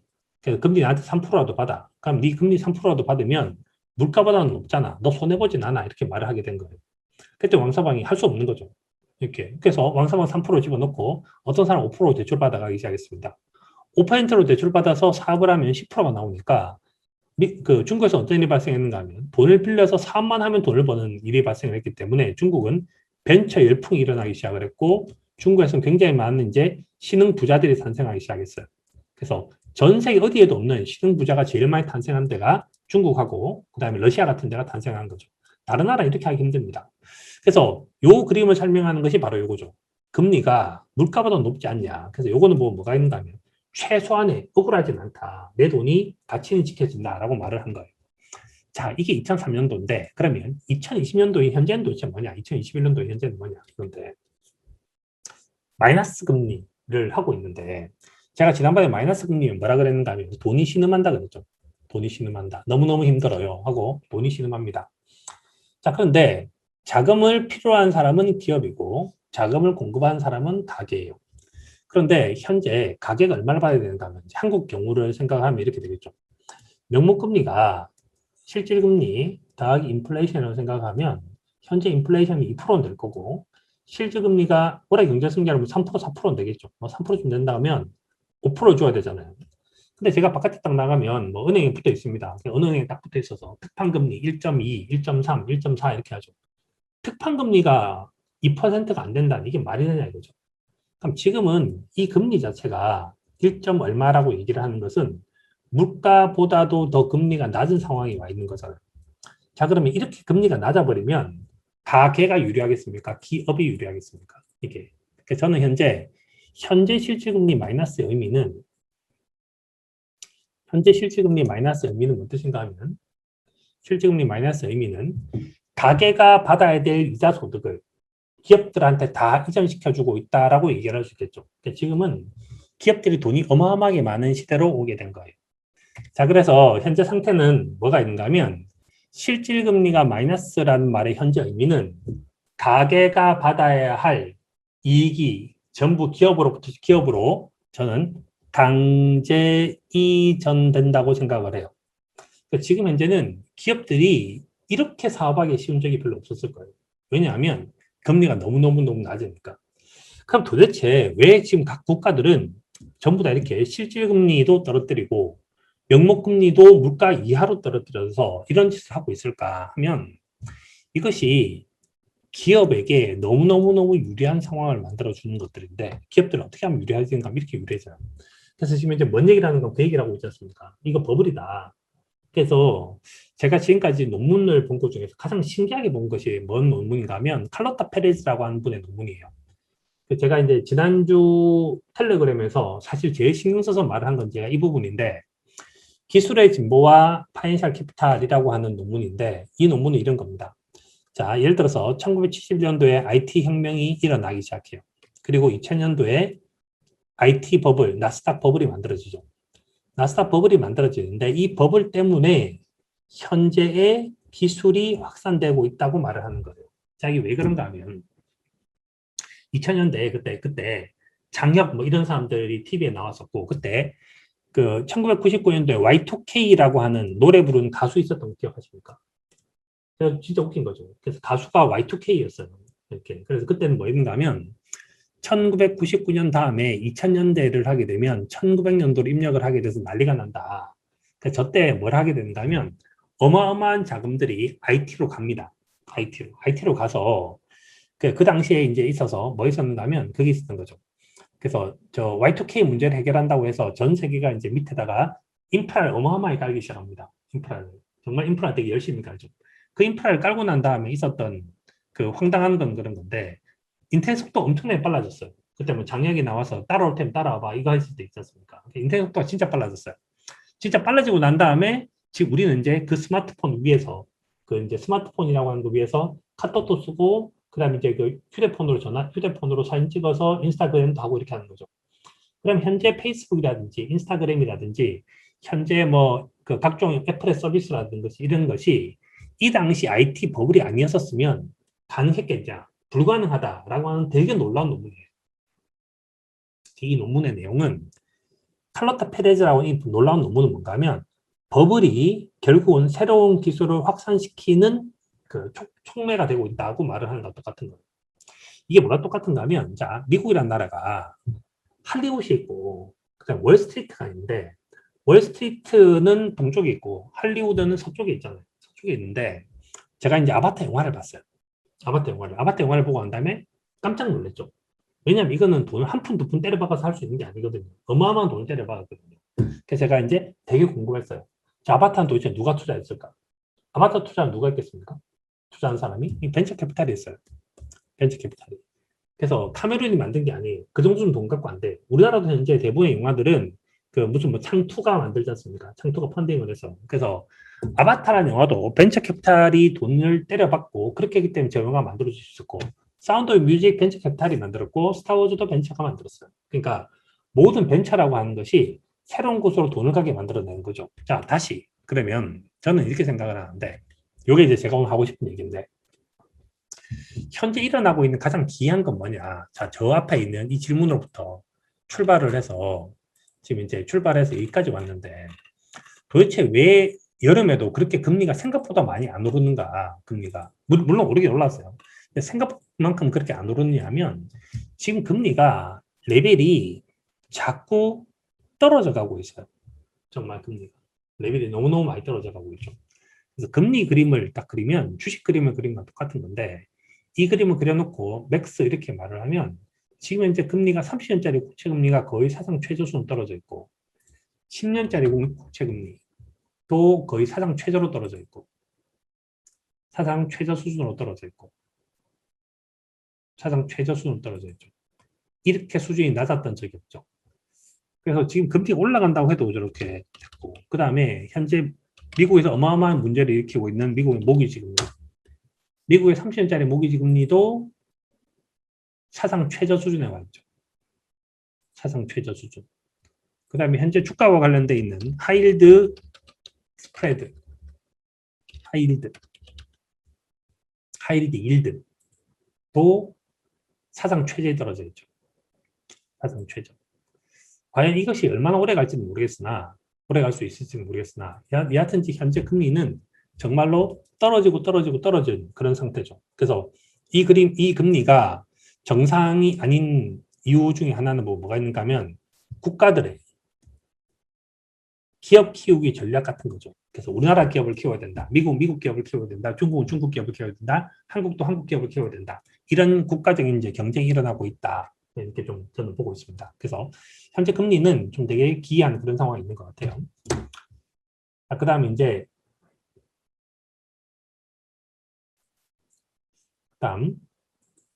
좀 약간 재밌는 얘기를 하나 해보면 재밌는 얘기.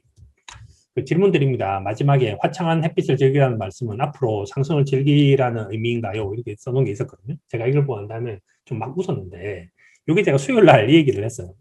그리고 제가 어떨 때는 뭐가 있는가 하면 정말 뜨거운 여름입니다 이렇게 말하면 아 계절이 여름으로 바뀌었나 이렇게 하는데 저는 이제 그렇게 말을 한 적은 없었었죠. 그럼 도대체 제가 수요일 날 이렇게 화창한 햇빛을 즐기라고 말을 했는데 제가 저런 얘기를 되게 많이 했는데 왜 저런 얘기를 하냐? 좀 재밌는 얘기를 하려고 해요. 재밌는 얘기. 고갱 있지 않습니까?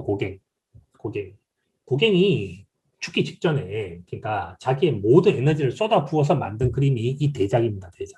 대작. 이 대작이고 우리는 어디서 왔고 우리는 무엇이며 그러니까 후와 위가 아니고 와다 위인 것도 되게 특이하죠. 우리는 무엇이며 도대체 우리는 어디로 가고 있는가. 그래서 이것이 과거, 현재, 미래 뭐 이렇게 얘기를 하는 건데 이 고갱이라는 사람이 직업이 뭐였었는가 하면 증권가 브로커였었습니다. 브로커. 그래서 이제 뭐 사고 팔고 뭐 그렇게 하면서 이제 고통을 많이 겪어서 그런지 모르겠지만 하여튼 이 세 가지 질문을 했어요. 우리는 어디서 와서 어디로 가고 있는가? 우리는 어디서 왔냐? 우리 어디서 왔는가 하면 빅뱅에서 왔어요. 그래서 빅뱅에서부터 시야의 출발해서 쭉 왔고 태양 계만 하도 이렇게 되기 때문에 우리는 어마어마하게 큰 세상 속에서 이제 왔죠. 그래서 우리는 우주에서 왔고요. 그럼 우리는 무엇인가라고 얘기하면 우리는 30억 개 염기서열과 이만한 뇌세포와 이만한 시냅스로 구성되어 있고 굉장히 정신세계가 복잡한 인사이드 아웃에 나오는 것처럼 이런 사람이죠. 이렇게 우리는 이건 거죠. 그래서 지금까지 이제 우리가 사람이라는 것이 이제 어떻게 만들어졌는가 하면 지인이 있고 밈이 있고 어떠한 이제 이렇게 해서 이제 컬처를 만들어내고 있는 겁니다. 내고 있는데 자 이제 왜 제가 산책을 해야 되는가 하면 산책을 해야 되는 이유가 있는데 우리는 우주가 탄생을 하고 쭉 해서 인류가 탄생을 했거든요. 탄생을 했는데 아주 재밌는 그림은 이건데 재밌는 그림은 자, 이쪽을 보면 요 얘기만 딱 하면 되고 그렇지 않습니까? 침팬지와 인간이 98.5% 유전자가 비슷하다. 다른 건 겨우 1.5%밖에 차이가 되지 않는다. 그럼 이렇게 딱 생각을 하면 뭐가 있는가 하면 그 1.5%가 대단해 보인다라는 느낌보다는 야, 참 우리가 별거 아니구나라는 생각을 좀 하기도 해요. 근데 남자와 여자가 유전자가 99.9%가 비슷하거든요. 근데 0.1%가 차이 나요. 근데 잘 알다시피 남자는 남자고 여자는 여자지 남자와 여자는 되게 다르지 않습니까? 수없이 많은 개그 프로그램이 만들어지는 건 남자와 여자가 다르기 때문에 만들어지는 거죠. 근데 더 놀라운 건 왼쪽입니다. 인간과 고양이도 유전자가 90%가 비슷하고 초파리 75%가 비슷하고 식물인 바나나조차도 인간과 유전자가 60%가 비슷하다는 거예요. 이게 되게 놀라운 얘기 아닙니까? 굉장히 놀라운 얘기인데 뭐가 있는가 하면 우리는 전부 빅뱅으로부터 시작해서 이렇게 만들어져 왔다는 거예요. 만들어져 왔다. 자 그러면 왜 산책을 가야 되냐 하면 이건데 핀란드가 어마어마한 복지 국가인데 자살을 진짜 많이 해요. 자살을 왜 많이 하느냐 하면 이걸 이제 그 어떤 학자는 재밌게 설명하는데 여기가 아들이면 여기가 아버지의 아버지의 아버지의 아버지의 아버지의 아버지의 아버지라는 거예요. 여기가 부모죠. 여기가 자식이죠. 그럼 심플하게 우리는 부모로부터 이렇게 받았었는데 그래서 이제 자살에 대한 얘기를 하는데 예전에 제가 어떤 재밌는 걸 봤는가 하면 그 연기를 시켜요. 연기자한테. 연기를 시키는데 자, 죽고 싶다라고 말을 하는 연기를 하는 겁니다. 죽고 싶다. 그래서 죽고 싶다라고 말을 하는데 어떻게 하면 죽고 싶다고 말을 하는가 하면 그 이제 화창한 봄날 햇빛이 막 쬐고 있는데 바깥에 딱 나가고 태양을 봐요. 태양을 보면서 이제 대사가 그겁니다. 아, 죽고 싶다. 그럼 이걸 연기를 엄청 잘하는 사람도 저게 안 된다는 거예요. 내가 바깥에 나가서 태양을 보면서 아, 죽고 싶다. 이게 안 된다는 거예요. 근데 연기를 아무리 못해도 자, 이제 깜깜한 밤에 지하에 들어가서 밑에 바닥을 보고 아, 죽고 싶다라고 연기해봐라. 이건 된다는 거예요. 그래서 뭐를 하면 우리가 투자를 잘할 수 있냐면 투자를 잘하는 방법은 산책을 해서 아버지로부터 에너지를 받아야 돼요. 이렇게. 그래서 제가 이제 산책을 하세요라고 말을 하거나 그다음에 햇빛을 즐기세요라고 말을 하는 것은 이거 투자를 엄청 잘하게 합니다. 엄청 잘하게 합니다. 그래서 제가 그 얘기했지 않습니까? 가격의 변화가 있고 가치의 변화가 있는데 가치가 상승하고 있으면 얘만 쳐다보고 있으면 된다. 근데 우리는 가치가 상승하고 있다고 하는 걸 알고 있을 때조차도 가격이 움직이는 걸 자꾸 쳐다보고 있다는 거예요. 많이 불편한데. 그래서 제가 이제 어느 날 이렇게 이제 자고 있었는데 갑자기 아들이 이제 문을 두드렸습니다. 문을 두드려서 뭐 아빠 일어나셔야 될 것 같아요. 진짜 중요한 사건이에요. 오늘 주가가 지금 심상치 않아요. 주가가 5% 넘게 빠지고 있어요. 이렇게 얘기를 하는 거예요. 그래서 제가 그냥 계속 뭐라 했는가 하면 그냥 자라. 할 수 있는 게 아무것도 없지 않냐. 그래서 그냥 내일 산책이나 해라. 내일 가격 보지 말고 그냥 산책이나 해라. 이것이 투자를 되게 잘하게 하는 방법이라는 거예요. 그래서 우리는 왜 이제 저기 흔들리는가 하면 가격이 가치보다 훨씬 더 안 중요하고 가격은 별거 아니라고 생각함에도 불구하고 가격을 쳐다보고 있으면 인생이 힘들어져요. 때때로는 가격을 안 보기 위해서라도 산책을 해야 돼요. 그러면 투자를 할 수 있는 확률이 훨씬 더 늘어나요. 근데 그 가격을 자꾸 보고 있으면 내가 여기서 팔고 싶고 여기서 사고 싶고 하는 그런 마음들이 자꾸 드는 거죠. 그래서 마음 편하게 손절을 하고 그냥 쉬고 싶은 생각을 자꾸 하게 됩니다. 그래서 산책을 하는 이유는 이래서 산책을 하는 것들도 있다는 겁니다. 있다. 자, 두 번째. 우리가 이제 지인이 있는데 우리가 뭐를 해서 밈을 만들어내는데 우리가 제일 중요한 건 뇌거든요. 뇌인데 이 뇌가 재밌는 것이 감각이 들어가면 시냅스가 정보 처리를 해서 무엇인가를 만들어서 바깥으로 뽑아내는 거예요. 근데 문제가 되는 건 뭔가 하면 이 뇌가 하이바를 쓰고 있는 거죠. 뇌가 하이바를 쓰고 있어서 뇌가 안쪽에 이제 쳐들어가 있습니다. 안쪽에 들어가 있으니까 저 뇌를 갖다가 우리가 뇌를 분해하기가 되게 힘들어요. 뇌를 분해하기 되게 힘들어서 제품 뭐 쓰시면 안 되는데 자, 쓰시면 안 되는데 자, 그래서 얘를 만들어내는데 뇌는 어떤 짓을 하는가 이런 짓을 하는데 뇌는 이런 짓을 해요. 우리가 게임을 하지 않습니까? 게임을 하면 어떤 생각이 드는가? 이게 분명히 가상 공간이에요. 근데 이 게임을 한참 보고 있으면 마치 실제처럼 느껴져요. 실제처럼 느끼기 때문에 우리가 이 게임을 재밌어 하는 거 아닙니까? 이 거짓말인데 왜 그런가 하면 뇌가 잘 몰라서 그래요. 두 번째는 이걸 보면 사람들이 뭐가 보입니까? 그러면 보이지도 않는 삼각형을 그리면 그래요. 여기 삼각형 없잖아요. 여기 삼각형 하나도 없거든요. 근데 뭐가 보입니까? 그러면 삼각형 두 개가 보입니다. 이렇게 말을 해요. 그래서 뭐가 없는가 하면 없는 걸 자꾸 채워요. 없는 걸. 이 오른쪽 보고 한 다음에 뭐가 보입니까? 그럼 꼭 사람이 보인다 그래요. 그래서 뭐 신의 계시가 있다. 화성에는 뭐 사람이 살고 있다. 이런 얘기 하거든요. 이거 그냥 우연히 만들어진 거예요. 아무짝에 쓸모없어요.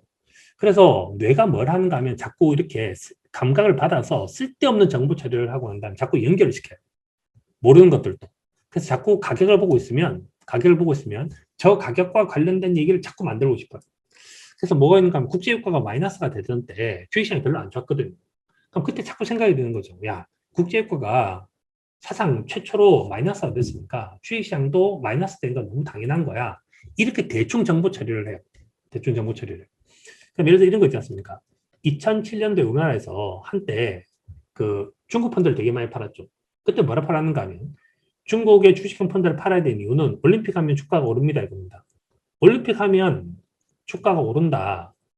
이게 2007년도 중국은 틀렸고 1988년도 한국은 맞았었거든요. 두 나라가 뭔 차이가 있었겠습니까? 두 나라. 경기와 물가를 갖고 분석한다면. 경기가 물가를 갖고 분석을 한다고 생각하면 올림픽 하니까 둘 다 경기는 좋겠죠. 내수에서 건설 설비 투자가 좋아질 거 아닙니까? 근데 2007년도는 중국은 물가가 올랐었고요. 1987년도, 88년도는 그 유명한 삼정호황이지 않습니까? 삼정호황. 그래서 한국은 경기가 좋았고 물가가 낮았으니까 골디락스였고 중국은 경기가 상승하고 물가가 올랐으니까 인플레이션이었다는 거예요. 그러니까 올림픽 한다고 주가가 오르는 건 아닌 거죠. 근데 우리는 자꾸 이렇게 하는 것이 뭐랑 똑같은가 하면 대충 이렇게 끼워 맞추고 싶은 거예요. 올림픽 하면 주가 오른 다음에 투자해서 절대 하지 말아야 될 것이 뭔가 하면 빨가면 사과, 뭐 길면 기차 이런 거 있었습니까? 그래서 그렇게 심플하지 않아요, 투자가. 근데 그렇게 심플하게 자꾸 설명을 하려고 하다 보니까 사고를 치는 거예요. 자, 그런데 이제 투자를 하는 데 있어서 이제 뭘 해야 되는가 하면 투자를 하는 데 있어서는 그래서 이거는 거의 비슷한데 그 우리가 이제 그 웃으면 뭐 이제 그거 있지 않습니까? 뭐 웃으면 뭐 하다 이런데 우리는 뇌가 바보 같기 때문에 뇌가 바보기 때문에 내가 좋아서 웃는지 웃으니까 좋아진 건지 잘 몰라요. 그러니까 하하하 이렇게 웃으면 내가 우리 지금 이제 정보가 새로 들어왔는데 새로 들어온 정보가 있는데 지금 이제 기쁜가 봐. 그럼 나는 기쁜 걸 내보내야지. 그래서 자꾸 이렇게 좋은 거, 행복한 거, 좀 프라이드, 그다음에 뭐 이제 사랑 뭐 이런 것들을 하게 되면 에너지가 이렇게 올라가요. 에너지가 올라가고 그다음에 에너지가 이렇게 떨어지는 거는 뭔가 이런 게 이제 좀 슬프거나 이렇게 하면 에너지가 떨어지거든요. 그래서 투자를 할 때 투자는 되게 진지한 건데 좀 투자를 하면서도 뭘 해야 되는가 우리가 삶이 좀 즐겁고 웃긴 일이 많아야 돼요. 그래서 그런 의미로라도 저는 산책을 다니는 건 되게 중요하거든요. 산책을 다니는 것은. 그래서 워렌 버핏도 산책을 되게 많이 다니고 모든 기업가 산책을 되게 많이 다니는데 이거는 웃기려고 하는 질문이었겠지만 저한테는 화창한 햇빛을 즐기라라는 말은 뭔가 하면 좋은 투자 의사결정을 하기 위해서 머리를 갖다가 좀 이렇게 말랑말랑하게도 만들어야 되고 그다음에 태양의 기운을 자꾸 많이 받아서 이렇게 그래서 즐거운 좋은 류의 일들을 자꾸 찾아내는 것이 투자를 잘할 수 있어요. 그래서 끝나고 난 다음에 자꾸 지하에 가서 생맥주 마시고 그렇게 하지 마세요. 그렇게 하면 투자를 잘하기가 되게 힘들어요. 그래서 소주 마시고 이렇게 막 하면 안 된다 이거죠. 자, 그 다음에 좀 이제 아주 재밌는 게 질문이 나왔었는데, 이게 이제 그 유튜브 밑에다가 댓글이 달렸대요. 일종의 주식 공부 중독에 걸린 것 같은데, 이럴 땐 어떻게 하면 좋을까요? 너무 재밌지 않습니까? 질문이 진짜 웃겼어요. 내 포트폴리오를 만들어 놓고 꾸준히 투자하는 거라는 걸 아는데, 혹시나 내가 모르는 상품이 있을까봐 찾아봐야 불안하지 않은 상태입니다. 요거는 진짜 나쁜 건데요. 나쁜 거. 그래서 주식 공부 중독. 주식 공부에 중독되면 좋냐? 당연히 좋겠죠. 좋은데, 저게 중독이라는 단어는 별로 좋은 단어는 아닌데, 공부라는 단어와 중독이라는 단어는 별로 좋은 단어가 아닌데, 그러면 뭐는 공부에 가깝고, 뭐는 중독에 가까운가? 라고 얘기를 하면, 공부는 가치를 쫓아가면 공부에 가까워요. 근데 가격을 쫓아가면 좀 중독이 될 확률이 좀 높아져요. 이렇게. 그 다음에 깊이 보면 공부가 될 확률이 높고, 많이 보면 중독이 될 확률이 높아요. 그러니까 얕게 많이 보는 게 사실은 투자를 엉망으로 만들기도 하죠. 그래서 얕게 많이 만들면 뭐라 해야 되는가? 아까 얘기한 것처럼 빨가면 사과, 뭐 길면 기차 이렇게 하게 돼요. 뭐 바나나는 길어 이런 거 하게 돼요. 그래서 이렇게 하면 이제 그러는 거고. 그다음 공부는 방금 이게 상품이 있을까 봐 이건데 상품 공부를 하는 거는 제가 볼 땐 별로 안 좋습니다. 왜 그런가 하면 시장은 그렇게 복잡하지 않거든요. 근데 상품은 항상 많아요. 왜 많은가 하면 이런 거였습니까? 토마토를 으깨서 만든 거는 토마토 케찹이죠. 토마토 케찹. 토마토 케찹 시장이 있습니다. 근데 토마토 케찹 종류는 되게 많죠. 어마어마하게 많죠. 근데 이걸 갖다가 다 알 수 있냐? 불가능하다는 거예요. 불가능하다. 그럼 우리는 이렇게 하는 거죠. 야, 토마토 케찹 사와라. 그럼 가서 그냥 토마토 케찹 중에서 내 가격을 가지고 좀 싼 걸 살까, 비싼 걸 살까, 이렇게 설정하면 끝나는 겁니다. 근데 토마토 케찹을 사러 갔는데 왜 자꾸 거기 가고 이상한 거 하냐 이거죠. 이상한 거 하냐. 그런 거 하면 안 된다. 그래서 토마토 케찹을 사러 가서 내가 모르는 토마토 케찹이 있을 수도 있으니까 오늘 토마토 케찹에 대해서 공부하겠어. 그렇게 말하는 사람은 아무도 없죠. 그러니까 상품에 대한 공부하지 마세요. 그래서 뭐 새로운 종목이 나왔습니다. 이거는 모르는 거죠. 그래서 워렌 버핏한테 당신 종목 아십니까? 모를걸요 아마? 이렇게 알 리가 없죠. 그래서 이건 모르는 게 너무 당연한 거예요. 이렇게 너무 모르는 게. 그래서 공부를 하시고 중독은 안 되셨으면 좋겠다 이런 생각이 듭니다. 자, 이제 포트에 대한 얘기인데 포트. 자, 이제 요까지 왔고 이제 요 얘기를 하는 거예요. 요 얘기. 포트에 대한 얘기를 하는데 ETF 말고 개별 종목으로 투자를 하고 있는데 몇 종목으로 집중해서 투자하는 것과 분산에 투자하는 것 중에 무엇이 좋을까요? 이게 그 책에 나오기를 뭐라고 되어 있는가 하면 책을 무시하면 안 되는데 항상 그러니까 디버시피케이션 베니핏이 있어요.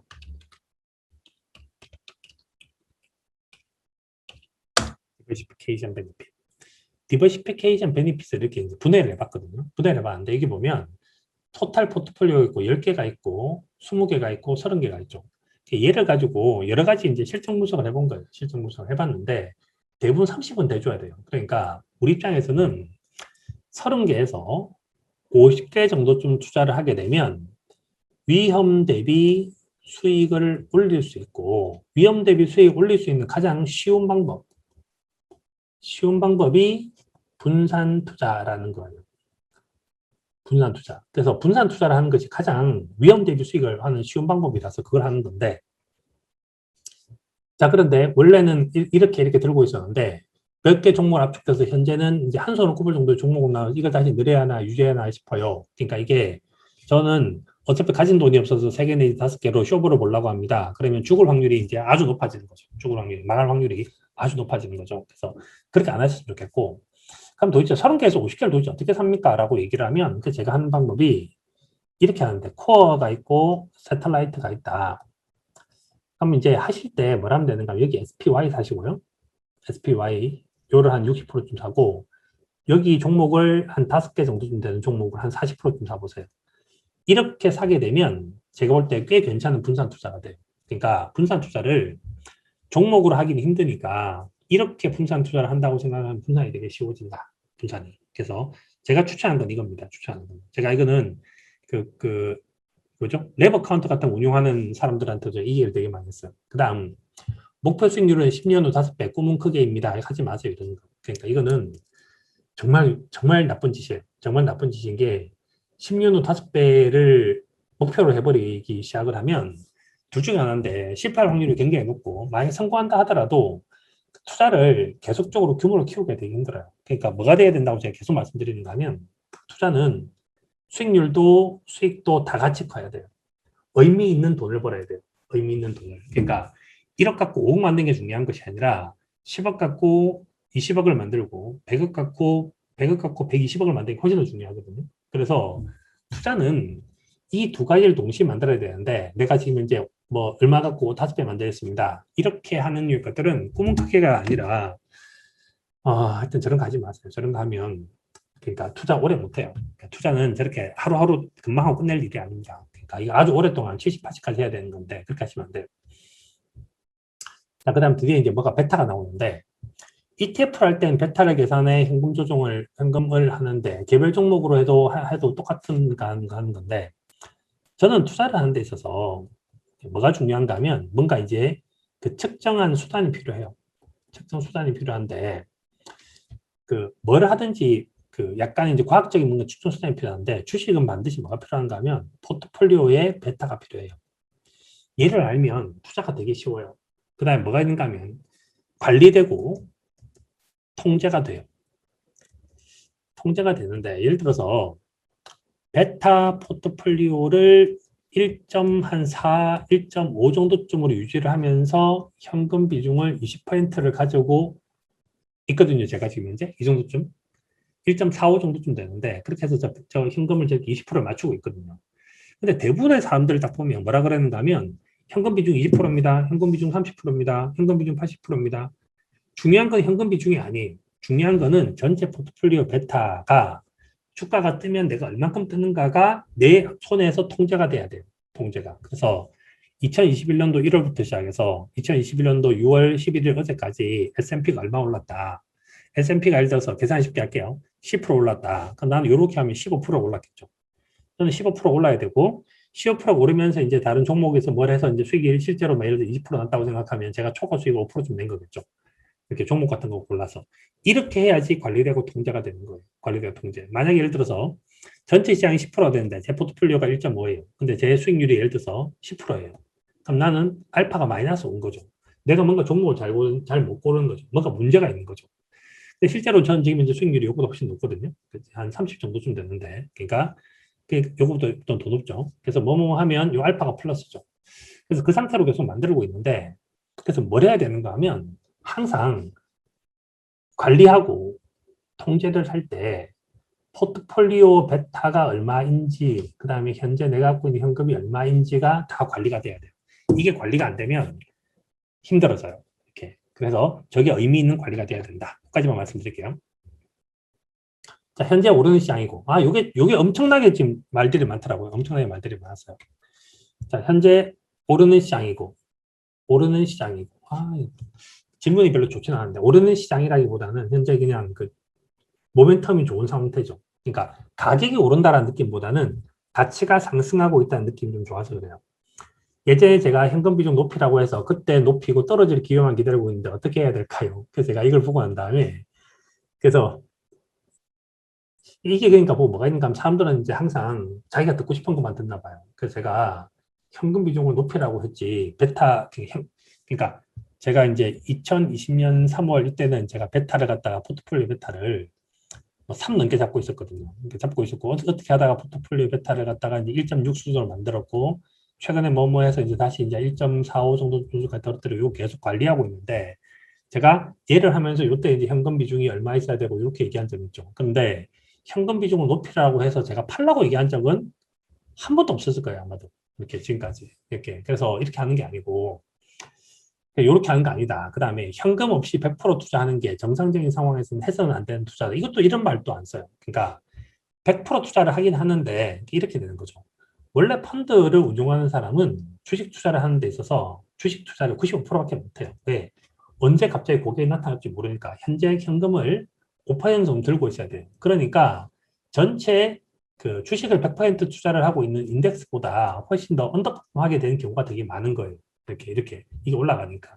그래서 실제로 투자를 하긴 해야 되는 거고, 그래서 이게 뭐랑 자꾸 헷갈리시는 건가 하면 전체 금융자산에 있고 실물자산이 있는데, 금융자산 중에서 황금성 자산이라고 하는 파트가 있고 수익성 자산 파트가 있고, 요 안에도 현금이 있죠. 이 현금은 투자를 위한 현금이에요. 이 현금은 투자를 위한 현금이 아닌 거고, 이 두 개 헷갈리면 안 되는 거죠. 현재 포트폴리오 베타는 제가 말씀드렸죠. 현재 대충 1.5 근처쯤 된다. 그 다음에 달러 50%, 환화 50%, 베타는 0입니다. 이렇게 하면 안 되는 거죠. 그래서 이 새로 진입이 문제가 돼서, 자, 새로 진입하는 방법에 대해서 말씀을 좀 드릴게요. 새로 진입하는 방법에 말씀드릴게요. 요거는 답변하신 건데, 제가 이제 뭐 이렇게 말을 했다. 그 다음에 성향에 맞춰서 베타를 이렇게 잡고 들어가는 게 어떨까? 조금 좋은 생각이라고 생각합니다. 그래서, 그 다음 레버리지 같은 경우는 좀 현금이 좀 늘어날 수 있고, 레버리지가 아니면 현금 좀 줄일 수 있겠죠. 그래서 이게 막 얘기하니까 다시 들어가야 됩니까? 예, 다시 들어가야 돼요. 그래서 저는 매수하고 코어 자산 가져가면서 섹터별로 저평가된 거, 뭐가 좀 싸 보이는 것이 있고 이게 또 싸 보인다. 불안하면 뭘 해본다. 요거에 대한 답변을 드릴게요.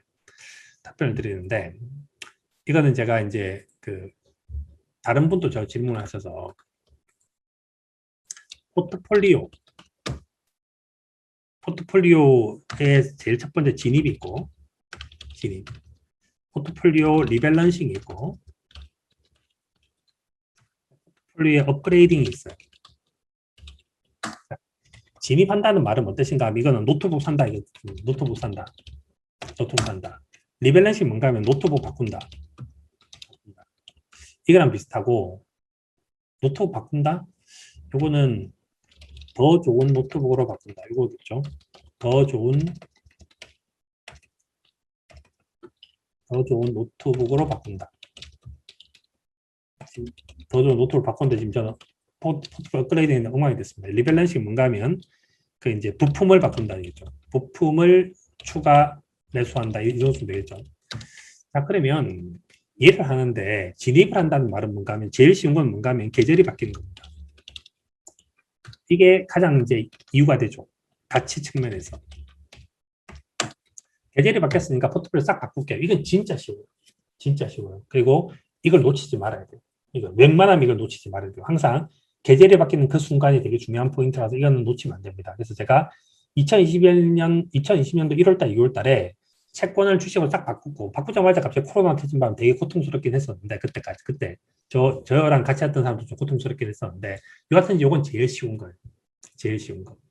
이게 제일 쉬운 거, 웬만하면 건드리면 안 되는 거고, 그 다음에 이제 2020년 11월에 있었어요. 이렇게 11월에. 요거는 이제 굳이 따지자면 2020년, 이게 2020년 뭐 이제 1월부터 시작해서 뭐 1월부터 시작해서 쭉 이제 있는 거죠. 이렇게 이 상태가 계속 있는 거죠. 1월 있었다가 그 다음에 다시 언제 왔는가 하면 2020년도에 계절로 보자면 한 4월, 5월 정도 된 것 같아요. 4월부터 시작해서 이렇게 온 거죠. 왔는데 그럼 2020년 11월 달에 그래서 이제 그때 그 유튜브를 보시면 나오는데 지금 어떻게 해야 될까요? 그래서 그때 뭐라는가 하면 그래도 사야 된다. 그래서 그때 제가 어떤 표현을 썼는가 하면 현재 상황은 투 스트라이크이다. 투 스트라이크 상황이다. 투 스트라이크 상황이다. 그럼에도 불구하고 이제 아직까지 공이 남았기 때문에 현재도 사야 된다. 이렇게 말을 했어요. 하면 2021년도 6월 현재는 뭐예요? 되는가 하면 여전히 투 스트라이크이다. 투 스트라이크이다. 지금은 사야 된다. 겁니다.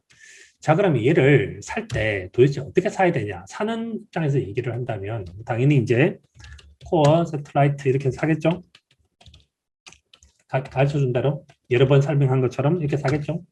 사는데 그러면 얘를 사는 방법은 요걸 똑같이 하는데 얘를 뭐 30 사고 세틀라이트는 약간 이제 봄, 여름이 이렇게 됐었으니까 그때 제가 했던 것 중에서 뭐 이건 하고 싶은 대로 하는데 뭐 60 정도 좀 사고 기타 등등 내가 하고 싶은 거 있는데 기타 등등 내가 하고 싶은 거를 갖다가 뭐 10을 하시든지 뭐 20을 하시든지 저는 투자 처음 해보시는 분은 10이 좋다고 생각해요. 뭐 이렇게 해봅시다. 3대 5대 2로 하기로 했다. 이건 알아서 하시는 걸로 하고 근데 이렇게 구성을 하기로 했는데 지금 얘를 사야 되잖아요. 사야 된다. 방법 1번 1번은 뭐를 사면 되는가 하면 하이힐드가 꺾이면 들어간다. 이게 사실은 가장 좀 밸류와 관련돼 있는 거긴 해요. 근데 이게 지금 되게 고통스럽죠. 왜냐면 하이힐드가 사상 최저잖아요. 슬프게. 그래서 가장 최근 1년치를 보면 하는 방법은 제가 알려드린 방법은 뭐예요? 제가 책에도 똑같이 써놨는데 위클 랜딩 프라이데이하고 얘를 엔드 오브 피리어드로 해서 이렇게 하게 되면 주간 자료가 나와요. 주간 자료가. 그래서 올라갔다가 딱 꺾이면 그때 포지션 잡으면 돼요. 그럼 이게 금요일 날 나온다고 생각하면 요거 꺾이면 언제 사는가 하면 월요일에 산다. 하이드가 꺾이면 월요일에 산다. 자, 그럼 지금 이제는 잡을 수가 없죠. 왜냐면 하이드가 이미 꺾여 있잖아요. 올라갔다가 다시 떨어질 때까지 기다려야 돼요. 다시 떨어질 때까지 기다려야 돼요. 그래서 요게 산다. 자, 두 번째 방법이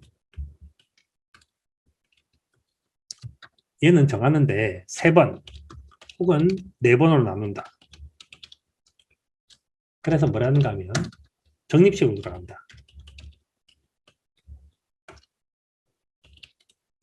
자, 그럼 예를 들어서 4번 들어가기로 했고 내가 총 투자한 금액이 총 1억이라고 생각하면 2,500, 2,500, 2,500, 2,500을 이렇게 나눠 들어가는 거죠. 항상. 똑같이 후루룩 이렇게 들어간다. 이렇게 들어가는 방법이 두 번째. 요 방법 2개고 요 방법 2개가 제일 괜찮은 방법이에요. 제일 괜찮은 방법. 그 다음 후진 방법이지만 방법 3은 그냥 그러니까 마음이 아프다는 것이 뭔가 하면 이익을 봐야 되는데 이익을 못 본 게 마음 아플 수 있잖아요. 마음이 아프면 전체 금액에서 일정한 부분만 산다. 그러니까 이번에 놓쳤어라고 생각을 하면 예를 들어서 1번과 썩는다고 생각을 하면 내 원래 투자를 하기로 했던 건 1억인데 현재 시장에서 원 스트라이크, 투 스트라이크까지 왔으니까 나는 그 중에서 그 3분의 1만 사겠어. 3,300만 원만 사겠어. 3,300만만 사겠어. 그러니까 이제 60%는 안 사는 거죠. 이미 투 스트라이크 지났으니까. 그래서 요만큼 산다. 요게 있고 1번이 제일 좋은 방법이고 두 번째가 두 번째 방법이고 세 번째가 이거예요. 그럼 이걸 하면서 우리가 배워야 되는 건 뭔가 하면 이거 진짜 계절도 안 바뀌었는데 후루룩 팔지 말자 제발. 그러니까 느낀 대로 제발 팔지 말자. 그래서 왠지 다 팔고 싶어. 다 팔지 말자. 그러니까 왜 그런가 하면 이거 다 팔아버리면 되게 힘들어져요. 이렇게. 그래서 항상 뭐가 있어야 된다. 그럼 리밸런싱이 있는데 리밸런싱도 이 방법이랑 같이 섞을 수 있어요. 이거는 제가 이제 이거 방법을 가르쳐 드린 사람이 있고 안 가르쳐 준 사람이 있는데 이거 왜냐하면 이거는 좀 복잡하거든요. 복잡한데 이런 겁니다. 봄의 종목 중 모멘텀이 좋은 것을 찾는다. 이거 예를 들어서 이게 여기 오늘 할 거 중에서 저 뒤에 보면 일시적으로 조정을 받고 있는 은행주 조건 어떻게 할지 궁금합니다 이랬는데 제가 지난주에 은행주를 팔아라고 제가 처음으로 말을 했거든요. 그래서 제가 2020년도부터 시작해서 한 번도 팔라고 한 적은 없는데 처음으로 팔라 그랬어요. 처음으로. 그러니까 1년 한 2개월, 3개월 만에 제가 이거 팔라 그랬었거든요. 팔라 그랬었는데 왜 이걸 팔라 그랬냐 하면 처음으로 뭐가 꺾이기 시작했는가 하면 이제 또 제가 이걸 이제 관리를 제가 해야 되는 사람들이 있고 그렇지 않은 분들이 있는데 시티 같은 경우가 시티 웰스파고 뭐 이런 거 다 마찬가지인데 시티 같은 경우도 뭐 있었는가 하면 컨센서스에서 제가 싫어하는 게 이거라고 했죠. 이게 꺾였어요. 꺾여서 여기서부터 시작해서 한 번 꺾였고 두 번 꺾였고 세 번 꺾였죠. 이번 달에 다시 플러스가 나긴 했는데 지금 이제 자료를 더 봐야 되는데 하여튼 이게 꺾여서 6월 4일 날 이 자료가 나와가지고 제가 이제 월요일 날 하고 화요일 날 제가 문자를 보내서 파세요라고 말을 했어요. 파세요라고 말을 했고 왜 저게 되고 있냐라고 해서 제가 그 부분에 대한 설명을 한 것이 장단기 금리 차인데 10년, 2년도 마찬가지고 10년, 3개월도 마찬가지인데 지금 얘가 꺾여 내려오고 있어요. 그래서 몇 달에 걸쳐서 이 꺾여 내려오면서 지금 현재 예대 마진으로 수익을 내야 되는 은행주가 별로 안 좋은 상태거든요. 그래서 이게 팔라 그랬어요.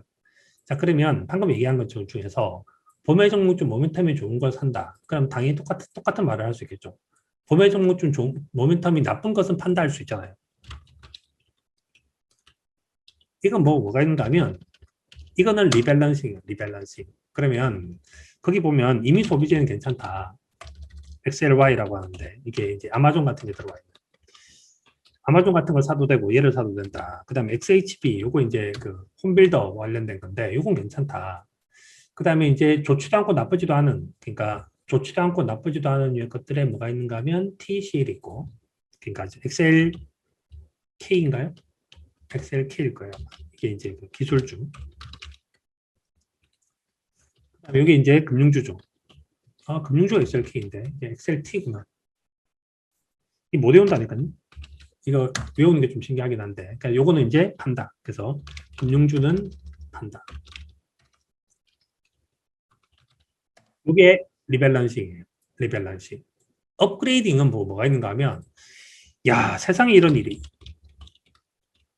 이런 상품이 있네. 이럴 때는 노트북을 바꿔야 되죠. 그러니까 뭐가 있는가 하면 이건 이겁니다. 3배 레버리지가 나왔네. 이거는 없던 일이잖아요. 되게 좋은 상품이 나왔잖아요. 좋은 상품이 나왔으니까 옛날에는 2배 레버리지밖에 없었는데 3배 레버리지가 나왔으니까 이제는 현금 비중을 조절하기가 쉬워진 거죠. 그러니까 2배 레버리지가 있을 때는 그랬을 거 아닙니까? 내가 갖고 있는 돈이 1억 있다고 생각하면 주식 5천만 원 사고 현금 5천만 원 갖고 있어야 되는데 3배 레버리지가 생겼으니까 그 주식 한 3천만 원만 사고 현금을 주식을 한 3분의 1만 사고 현금을 3분의 2 정도 들고 있어야 되는 거죠. 그러니까 이거는 더 좋은 상품이 나온 거예요. 신상이 나왔으니까 신상을 관리하는 거죠. 제가 옛날에 그걸 설명을 할 때 날카로운 칼이라 그랬잖아요. 칼이 날카로운 대신에 조금만 썰면 확확 나가는 거니까 이게 포트폴리오를 움직이는 방법이에요. 움직이는 방법. 그래서 이틀 내에서 생각하면 된다. 그래서 포트폴리오를 만드는 방법은 일단은 들어가는데 이걸 들어가는 방법은 아까 말씀드린 것처럼 뭔가 가치의 변화가 생겼냐, 안 그러면 그 안에 모멘텀이 어떠냐, 그다음 난 잘 모르겠다, n분의 1로 하자, 내 마음 편한 만큼 사자, 요거는 이제 알아서 하시면 돼요. 근데 여하튼지 들어가야 되느냐, 저라면 들어갑니다. 그러니까 이렇게 말을 하는 건 너무 당연하죠. 그러니까. 자, 그래서 이렇게 하고 요런 것도 괜찮아 보인다. 그다음에 요까지도 좋아 보인다. 요것도 이제 맞는 것 같아요. 그다음에 불안하시면 요건 이제 이거 마음인데 불안하면 일부만 더 보고 이것도 똑같은 말이에요. 이거 똑같은 거. 그래서 이렇게 해보면 된다. 어떻게 하면 되는지 아시겠죠? 쫄지 마시고. 그 다음에 피터 린치도 시장을 예측하는 것은 불가능하다고 했습니다. 우리는 시장을 예측하면 안 돼요. 시장은 오로지 대응할 뿐이에요. 그래서 제가 그랬죠. 시장을 예측한다. 그래서 지난주 최근 한 달을 생각을 해보면 되게 재밌는 것이 최근 한 달에 제일 많이 나왔던 게 뭐였습니까? 이제 그 생산자 물가 올라가고 소비자 물가 올라가고 그러면 이제 소비자 물가 올라가고 그러면 이제 뭐 인플레에 대한 우려로 금리 올라가고 그러면 결국은 이제 하이힐드 떨어지고 그러면 결국은 주가 떨어지고 그래서 여기서부터 시작해서 우리까지 다 상상하고 있는 거죠. 야, 구리 가격 올라가는 거 봐. 야, 석유 가격 올라가는 거 봐. 주가 떨어질 거야. 야, 나스닥 팔아. 이렇게 예측하지 말라고. 이렇게. 그 다음에 좋은 자산을 고른다면 분할 매수를 하는 게 좋지 않을까? 되게 좋은 방법이라니까. 이렇게. 그 다음에 뭐 SPY와 포트헬문 EPS 조합은 테슬라와 아마존 분할 매수했습니다. 이렇게 하셔도 되는 거지. 이렇게. 그 다음에 리츠도 사고 있습니다. 리츠는 조금 다음 얘기겠지만, 뭐 하여튼, 뭐, 그렇게 사시겠다고 해도 뭐, 사면 별 문제 없다. 그 다음에 이제 이게 지나가다 안타까운 마음에 몇 자 적습니다. 이렇게. 그래서 투자 기간을 장기적으로 보면 마음 편하지 않을까 싶습니다. 있는데, 저도 이제 약간 이제 그랬으면, 요 얘기가 뭐만 좀 했으면 좋겠는가 하면, 아까 제가 변동성 지표 보여드리면서, 뭐를 하면 자꾸 사람이 불편해지는가, 이게 불편해지는데, 예전보다 변동성이 2배 가까이 클 거예요, 앞으로도. 2배 가까이. 클 거거든요. 클 거라서, 변동 지표를 보면 거의 2배 가까이 클 건데, 옛날처럼, 요 정도쯤 되면 주가가 하루에 0.5, 뭐 0.6 이렇게 움직이지만, 이렇게 움직이면 주가가 1.2, 1.5 이렇게 움직일 수 있어요. 그래서 그렇게 움직여도 쫄지 마세요. 이렇게. 그래서, 지금 시장이 변동성은 레벨업 됐다. 확대됐다. 그러니까 과거랑 수익률이 똑같지는 않을 겁니다. 이렇게. 그래서 여기 나온 것 중에서 여기 나왔는데 옛날에는 뭐 1년 동안 많이 빠진다고 해봐야 10% 빠졌는데 라고 생각해도 지금은 20% 빠질 수 있어요. 이렇게. 이런 일이 생긴다고요. 그러니까 이런 자료에 너무 몰두하진 말고 이 자료에서 큰 그림만 그리셨으면 좋겠어요. 그래서 데이터는 말 그대로 참고하시고 큰 그림을 그리셨으면 좋겠다. 중요한 거는 머니 매니지먼트예요. 그러니까 돈을 어떻게 관리할 거냐 이런 걸 잘 했으면 좋겠다 이런 거고. 그다음 은행주에 대한 얘기도 했고. 그다음 웰스파고와 FAS ETF를 좋게 보시고 매수하는데 그동안 지금 보니 그동안 주가가 제법 상승한 것 같습니다. 마이올라죠, 그죠? 마이올라인데 이거 제가 예전에 이제 방송하면서 한번 했는데 저거 30달러에 산 사람도 있었습니다. 그래서 저는 이제 저거 이제 현재 좋게 보고 계시는지요? 저는 지금 현재는 답이 놉니다. 그래서 이게 이제 2020년 4월 달부터 시작해서 그때 보유하고 한 번도 안 팔고 쭉 오다가 이제 2021년도 6월 달 6월 7일인가? 그게 팔았죠. 저는 이렇게 팔았습니다. 이렇게. 그래서 지금 현재는 별로 좋은 상태는 아닌 것 같아요. 그래서 가장 중요한 게 지금 금리가 진짜 저한테 되게 미스터리입니다. 미스터리. 이렇게 낮을 거라고 생각을 못 했는데 정말 너무너무 낮은 거죠.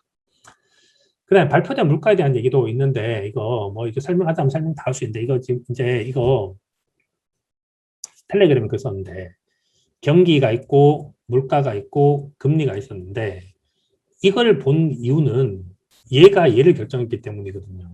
근데 지금은 얘랑 관계가 좀 없어졌잖아요. 그래서 저는 지금은 경기와 금리가 되게 중요하다고 보고 그럼 제가 지금 화면이 안 나와서 화면이 안 나오는데 화면 나온다고 생각하고 자꾸 뭐라고 했는데 그 앱에서 스마트폰 앱에서 프레드를 검색을 해보시면 프레드 앱에서 most popular를 볼 수 있는데 어떤 뜻인가 하면 이렇게 볼 수 있는데 현재 프레드라고 하는 앱이 있고요. 앱에 들어가서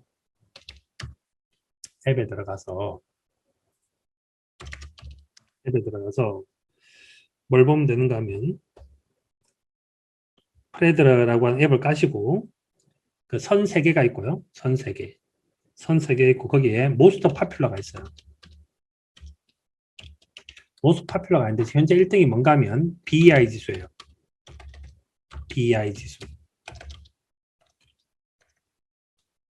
이 지수가 현재 가장 많이 본 지표거든요. 저는 지금은 여기 나온 이 모든 자료들보다 제일 중요한 게 이 BEI가 제일 중요하다고 봐요. BEI. 그래서 얘를 갖고 지뢰 짐작을 안 하셨으면 좋겠어요. 그래서 저도 항상 보면서 느끼게 되는 것이 뭔가 하면 제가 지난주에는 그 얘기했죠. 그래서 볼커가 있고 볼커는 볼커의 삶이 있었고 그린스팬은 그린스팬 독트린이 있었고 버냉키 독트린이 있었고 지금 파월 독트린이 있다. 근데 파월은 과연 어떠한 이제 라이프를 살게 될지는 잘 모르겠어요. 저도. 그래서 그러니까 뭐 파월이 반드시 버냉키랑 똑같아야 되는가 옐렌이랑 똑같아야 되는가 그렇지는 않을 거예요. 파월은 파월 스타일을 나타낼 건데 앞으로 이제 그 1년에 8번 정도쯤 되는 FOMC 미팅이 있고 거기서 파월은 자기 주장을 할 겁니다. 자기 주장. 이 주장을 계속적으로 면밀히 보면 파월이 도대체 뭘 보고 있는지를 찾을 수 있을 것 같아요. 그래서 코어 PC 지수 같은 걸 봤던 거는, 이런 지수를 봤던 거는 이제 저기 누구냐, 그린스팬도 봤고 버냉키도 보고 이렇게 봤었거든요.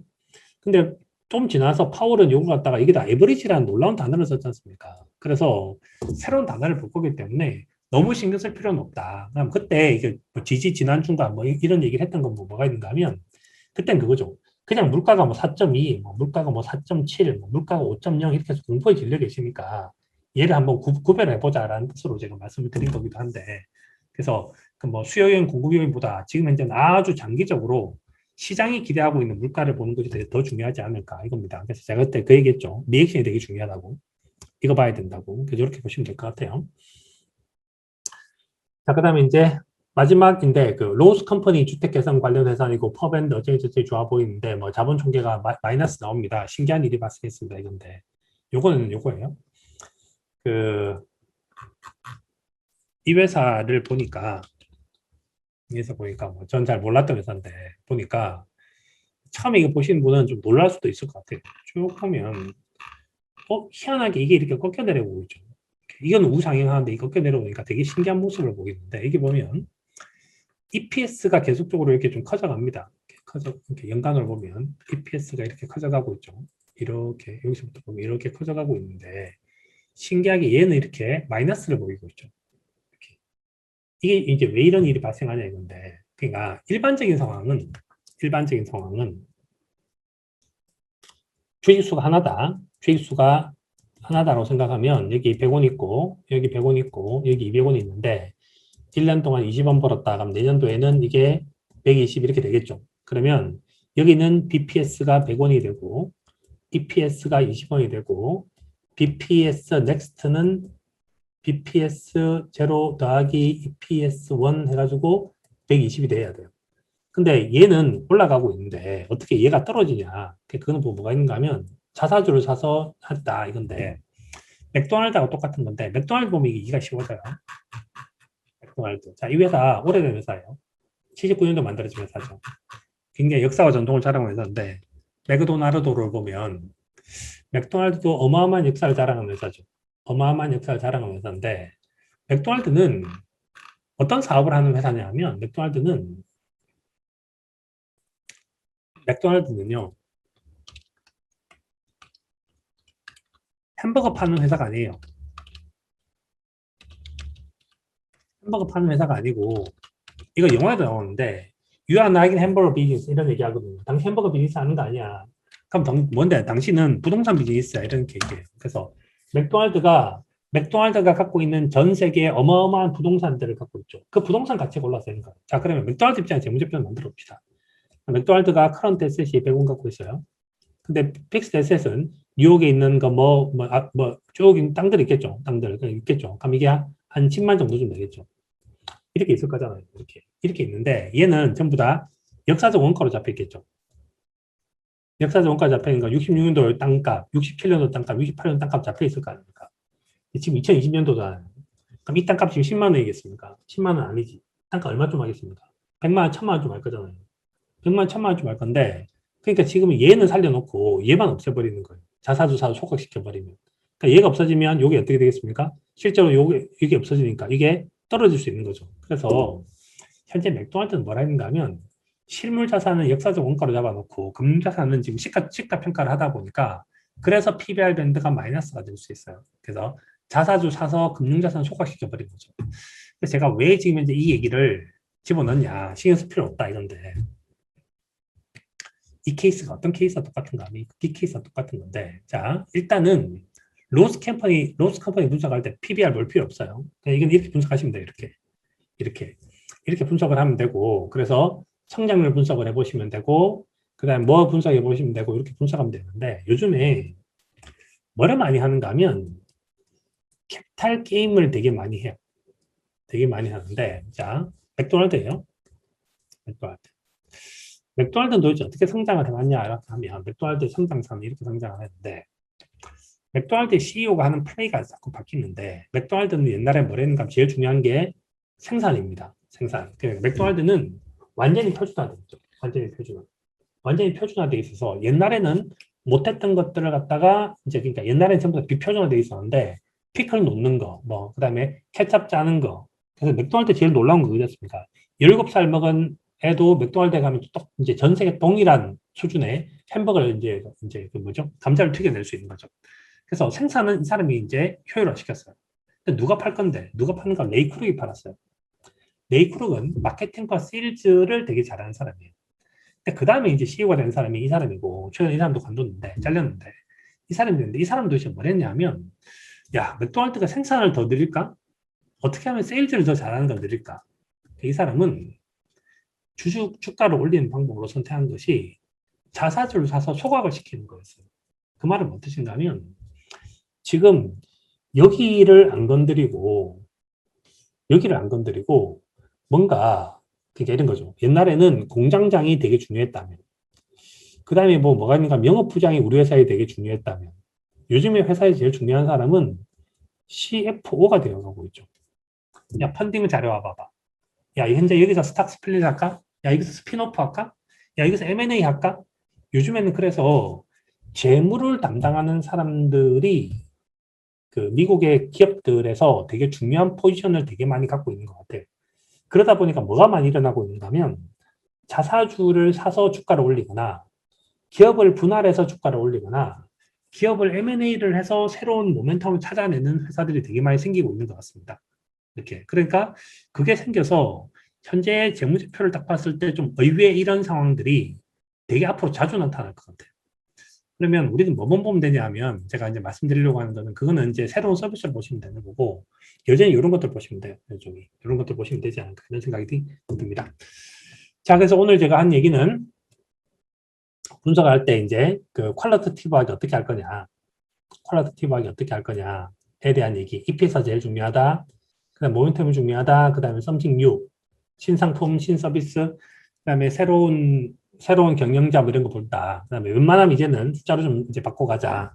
그다음에 계절은 바뀐 게 하나도 없다. 그다음에 날씨를 잘 즐겨야 투자를 더 잘할 수 있다. 현재 채권금리가 사상 최저로 떨어지고 있는 것은 시장에서 뭔가 큰 의미를 좀 이제 갖고 있다. 큰 의미를. 그래서 그것이 국가 간의 경쟁이거나 기업 간의 경쟁일 수도 있고, 여하튼지 현재 개인이 받아야 될 부가 자꾸 이제 이전되고 있으니까 현금은 지금 이제 캐시가 트래시죠. 그러니까 이 캐시가 트래시가 되어 왔던 과정이에요. 이게 채권금리가 떨어져 왔다는 거는.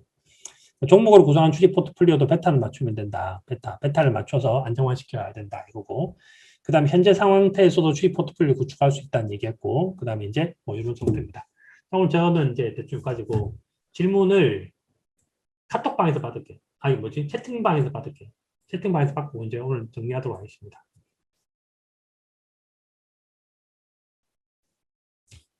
당연히 모든 베타는 전부 현금 포함이죠. 현금 포함이죠. 현금을 포함해서 계산을 해야 돼요. 현금 포함해서. 시리즈, PC 파퓰러 시리즈. PC가 제 거에 뭐더라? 뭐 QLED가 뭐 된다는 뭐 뭔데 하여튼 모르겠어요.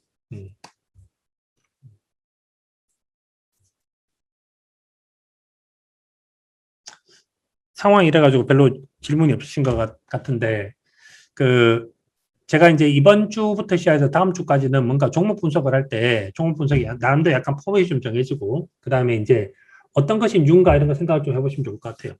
저는 이제 매수하거나 매도하거나 이렇게 하면 그러니까 저는 나눠서 잘 안 합니다. 그래서 이제 그냥 저는 바로 다 사고 바로 다 팔고 이렇게 합니다. 그래서 뭐 한 3분의 1만 팔아보자, 뭐 3분의 1만 사보자. 저는 그렇게 안 합니다. 뭐 스타일인데 저는 이제 프로 이렇게 했습니다. 국내 액티브 ETF 신상품이 나왔는데 아직 잘 못하는 것 같아요. 그래서 제가 그게 지금 이제 나와 있는 것이 알파 플러스 베타에서 이제 그 삼성에서도 신상이 나오고 그 나왔지 않습니까? 그래서 이제 밸류 ETF, 모멘텀 ETF 이렇게 해서 나왔는데 아직까지 액티브 ETF가 그 의미 있는 수익률을 아직까지 잘 못 보여준 것 같아요. 그래서 그게 이제 현재 나와 있는 거는 그 숫자로 저한테 보여준 자료가 있긴 있었는데 그 자료랑 실제가 좀 되게 많이 다르더라고요. 그래서 그거는 이제 약간 이제 슬리피지 코스트라든지 마켓 임팩트 코스트 같은 거 고려하지 않은 것이 아닌가, 고려 안 한 것 같아 이런 생각이 들더라고요. 그래서 아직까지 좀 위험하다고 봅니다. XHP는 괜찮습니다. XHP는 괜찮은 이유가 그 안에 들어와 있는 홀딩 종목들이 다 모멘텀이 아직까지 괜찮은 편이에요. 뭐 그것도 계산해 보시면 됩니다. 계산. 뭐 계산 아까 가르쳐 드렸으니까 그 방식으로 하시면 별로 어렵지 않습니다. 네. 이제 뭐 오늘 이제 되게 이제 황당하긴 했지만 그 기계가 좋다고 해서 반드시 잘 되는 거 아닌 것 같아요. 역시 이제 사람이 중요하고 다음 주에 그 이제 산책도 좀 열심히 다녀보시고 이렇게 다녀보시고 그렇게 하시면 좋겠습니다. 기업 밸류에이션 엑셀 파일 계산 시 EPS는 이에 따른 폰은 어떻게 구하시는지 문의드립니다. 저거 질문 답변하면 되게 복잡해지는데 그러니까 퍼에서 P는 정해져 있잖아요. E가 바뀔 뿐인 거죠. 그러니까 EPS 3년, EPS 5년, EPS 10년이 바뀐 거죠. 그냥 그거 바꿔서 그냥 하시면 됩니다. 이렇게. 자, 그럼 오늘은 여기까지 하도록 하겠습니다.